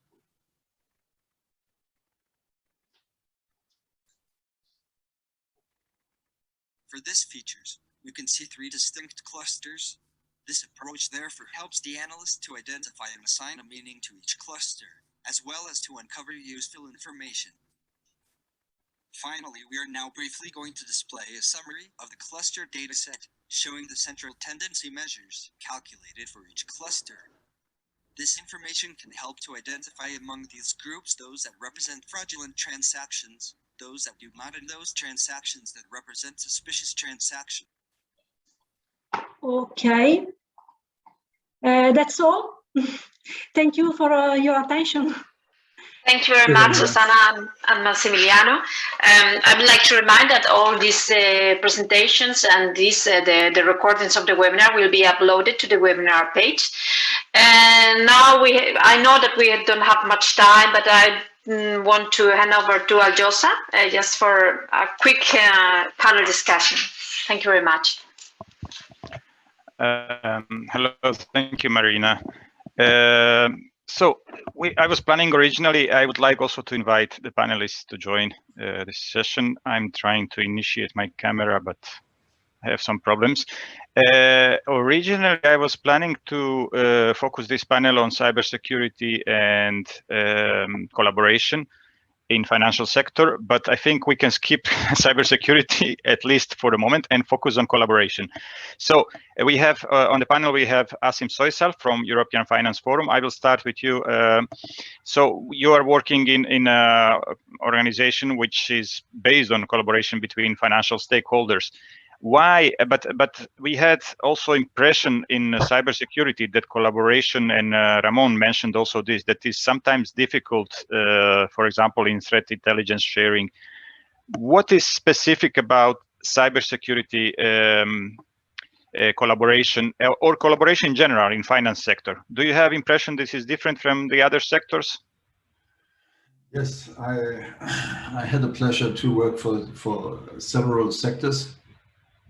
But I'm focused on the financial sector. But nevertheless, it is a historical problem that a financial service provider is struggling with sharing information. Even if it will increase its situation, but sharing information was never a focus of the financial service providers. So, however, they are still struggling with it. But in my personal view, one is not well advised to manage this kind of threats on one's own. There are various approaches that can help you position yourself much better, as is often the case today.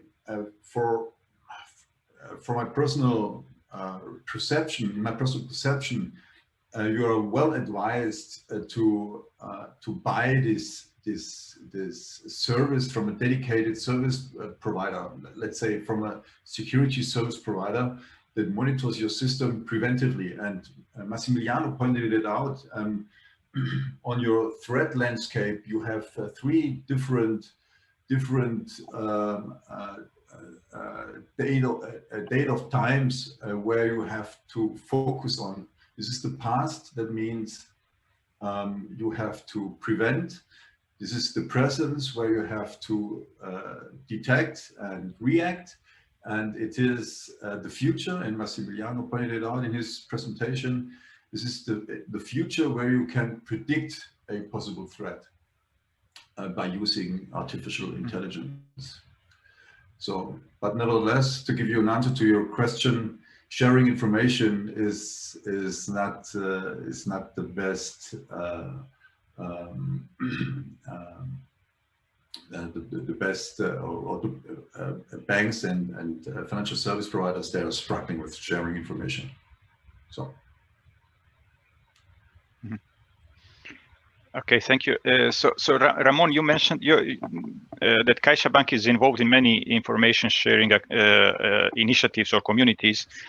Is there a formula or some incentives that some community have that you feel like more attracted to participate in information sharing in one community and not in another one?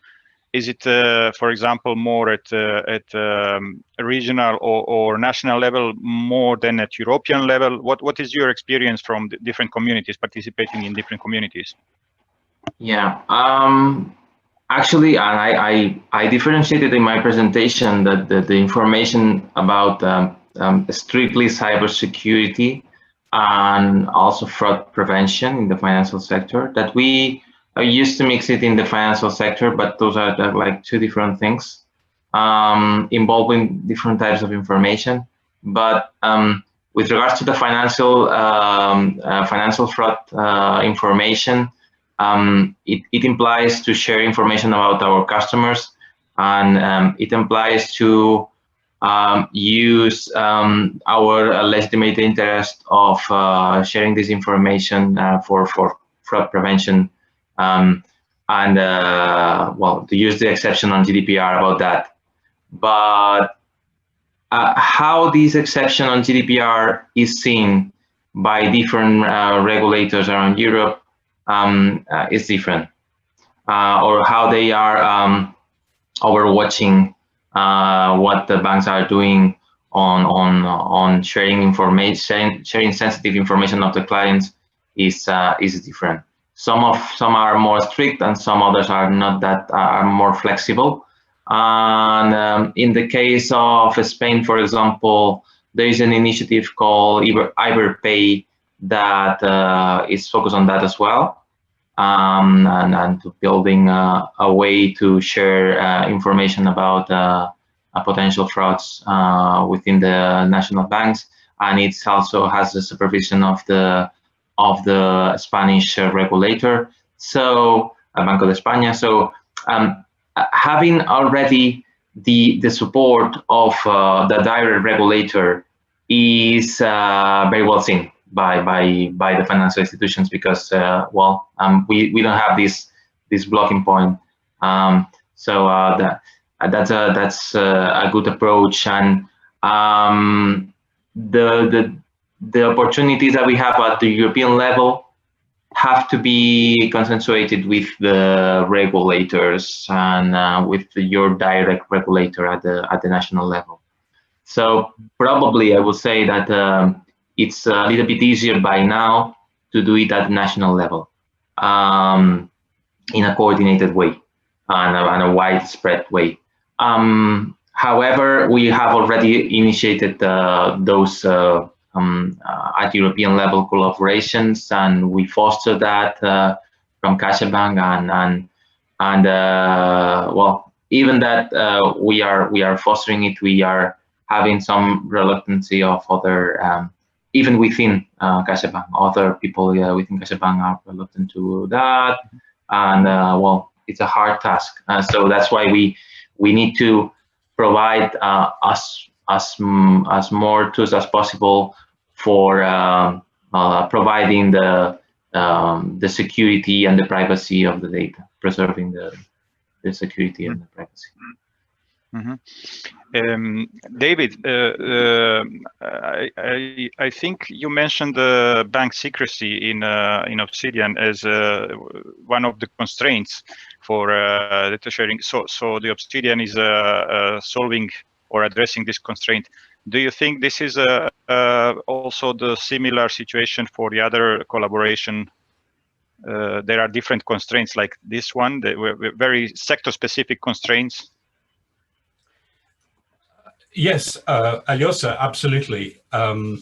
Banks are inherently conservative. They are not used to that. There have been closed shops for a long time, and this is one of the strengths of banks traditionally, is that they were like fortresses. You couldn't get in. You didn't know what was going on behind the firewalls, and your data was generally very protected. So one of the things that we've had to deal with within Obsidian was, one, observing the GDPR regulations concerning the sharing of information, which could be related back to an individual, even if that individual was a fraudster. And here, as we've been hearing from the other speakers, the regulations are applied slightly differently in different countries. We've been looking at France and we've been looking at Italy, where the prevailing attitudes are somewhat different in this regard. And the other thing, as you've just observed with Obsidian, is the need for banks to protect their own reputation from each other. So we make sure through the pseudonymization process that banks are not identified as having being interested in whether there's been a fraud or circulating fraud information concerning fraudulent IBANs. And yes, this is really important. And in terms of creating best practices for collaboration in the financial sector, there needs to be a degree of trust in the technology for sharing threat intelligence or sharing information. It needs to be privacy preserving in all forms. And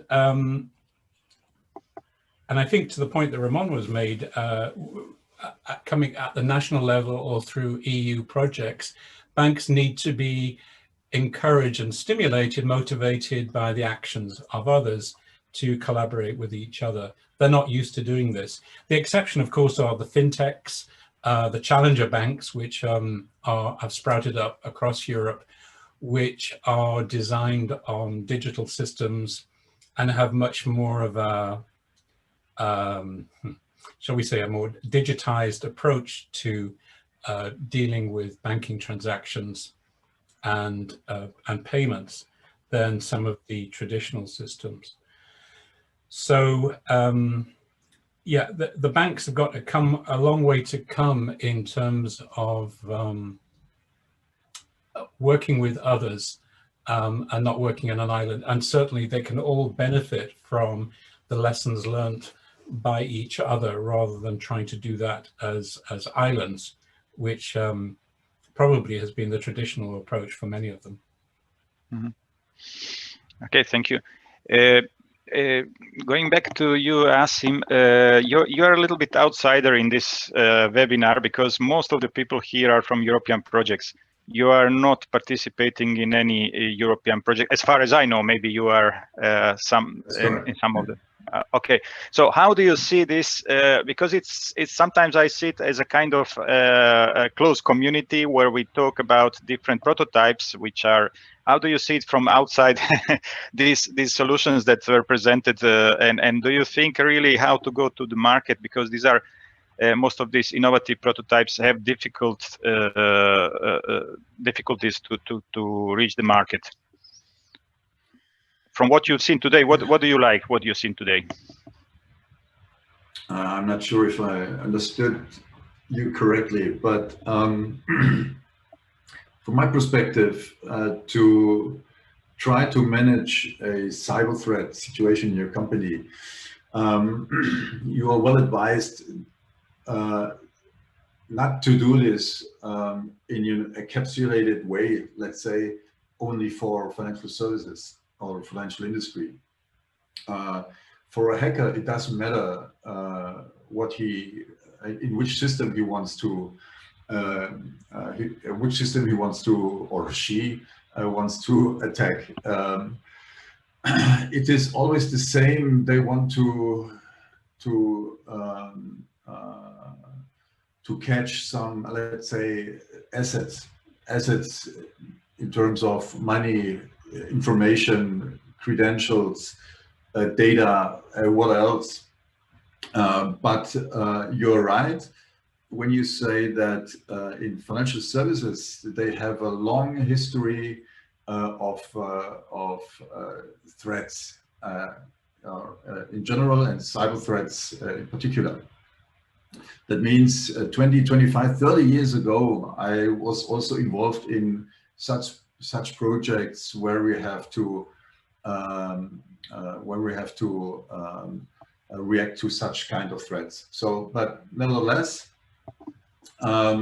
if you want to face these problems, you are, let's say, from my experience, it's not the biggest defense or prevention system that has the greatest deterrent potential, but the perpetrators' knowledge that they will be caught in a hack with a very high probability.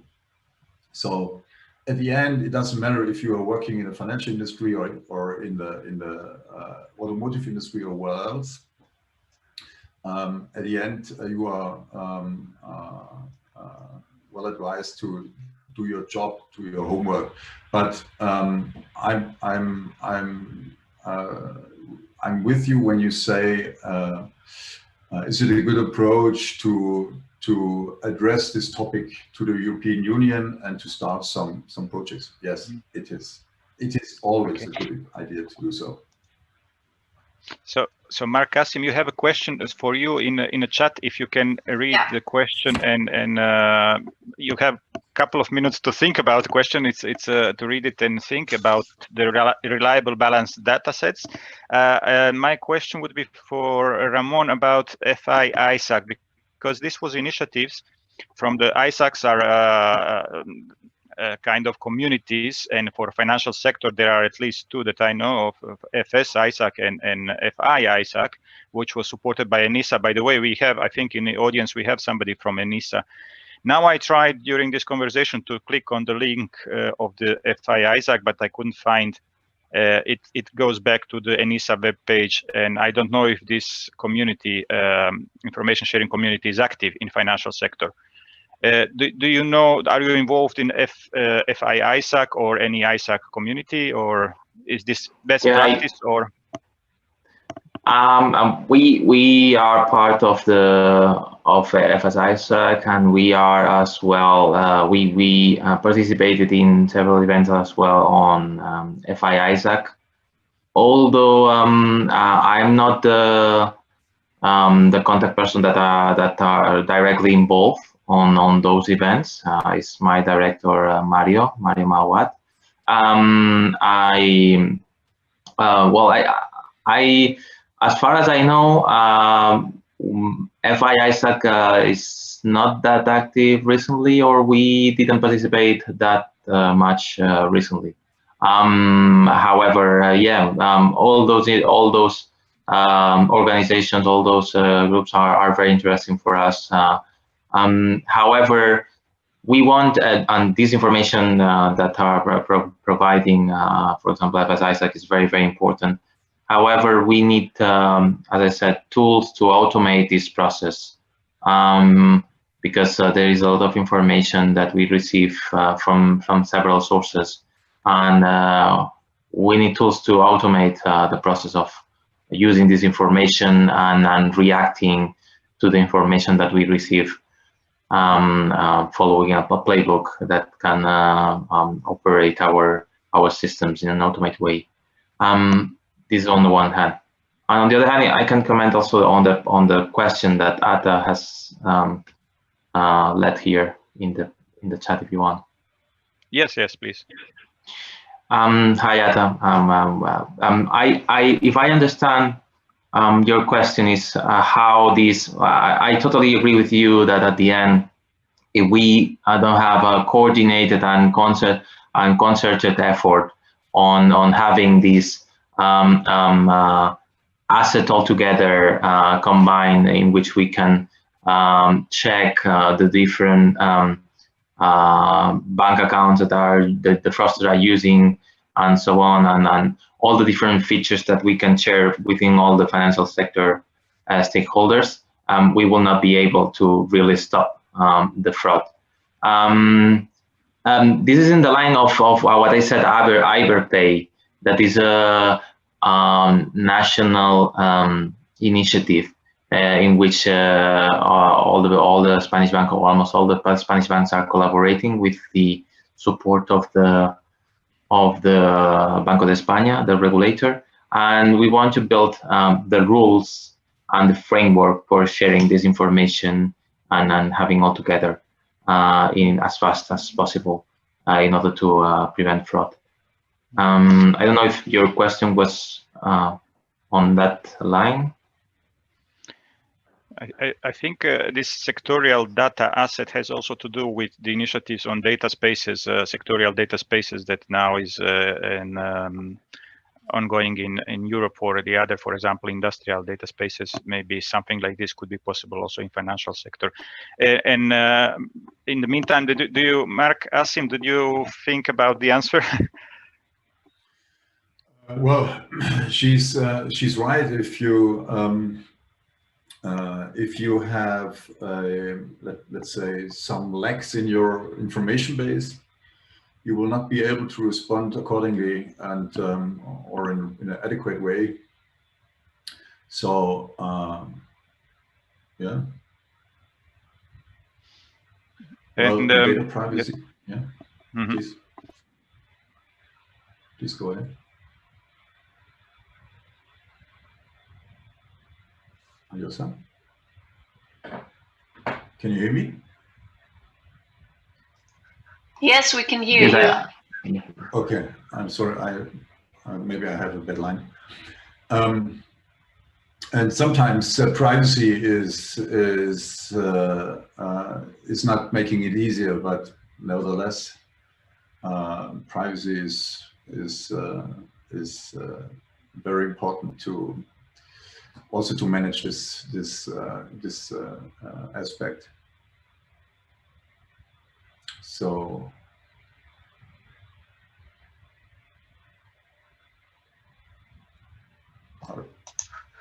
There is another question also. I think that we have lost Aljosa, but I can continue as the.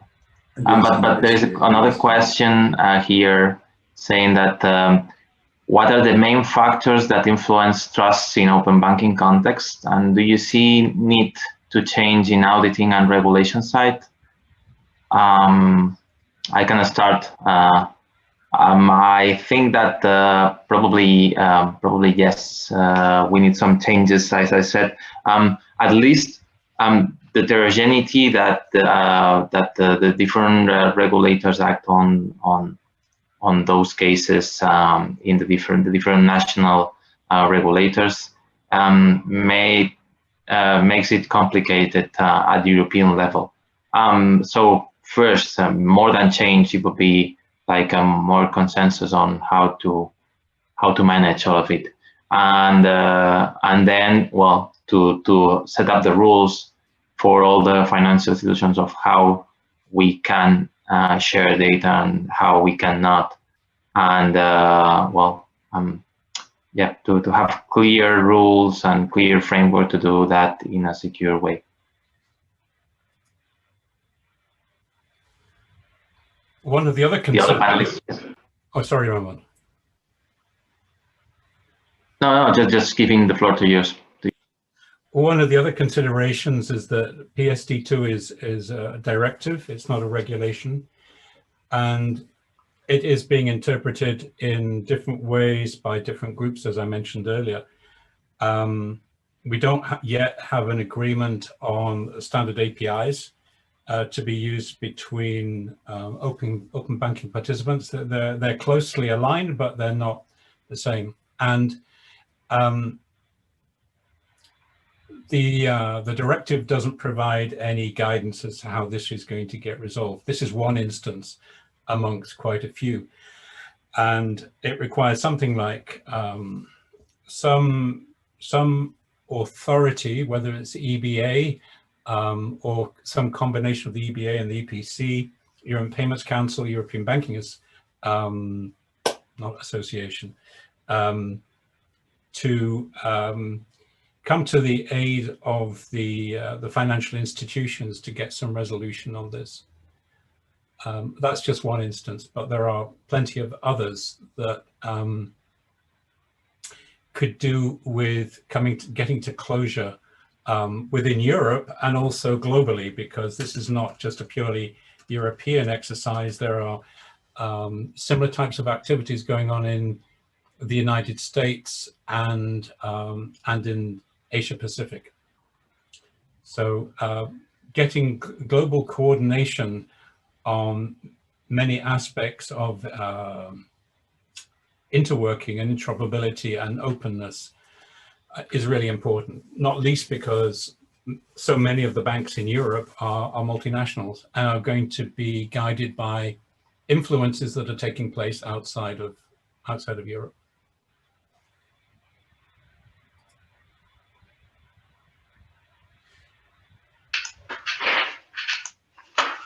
Well, thank you very much.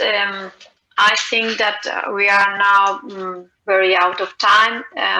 We don't have more questions, I think. Thank you very much to all our panelists and to all our attendants for being 13 minutes late here with us. And just a final reminder that all the presentations and the recording will be uploaded to the webinar page. That's all. Thank you very much. Have a nice Friday and have a nice weekend as well.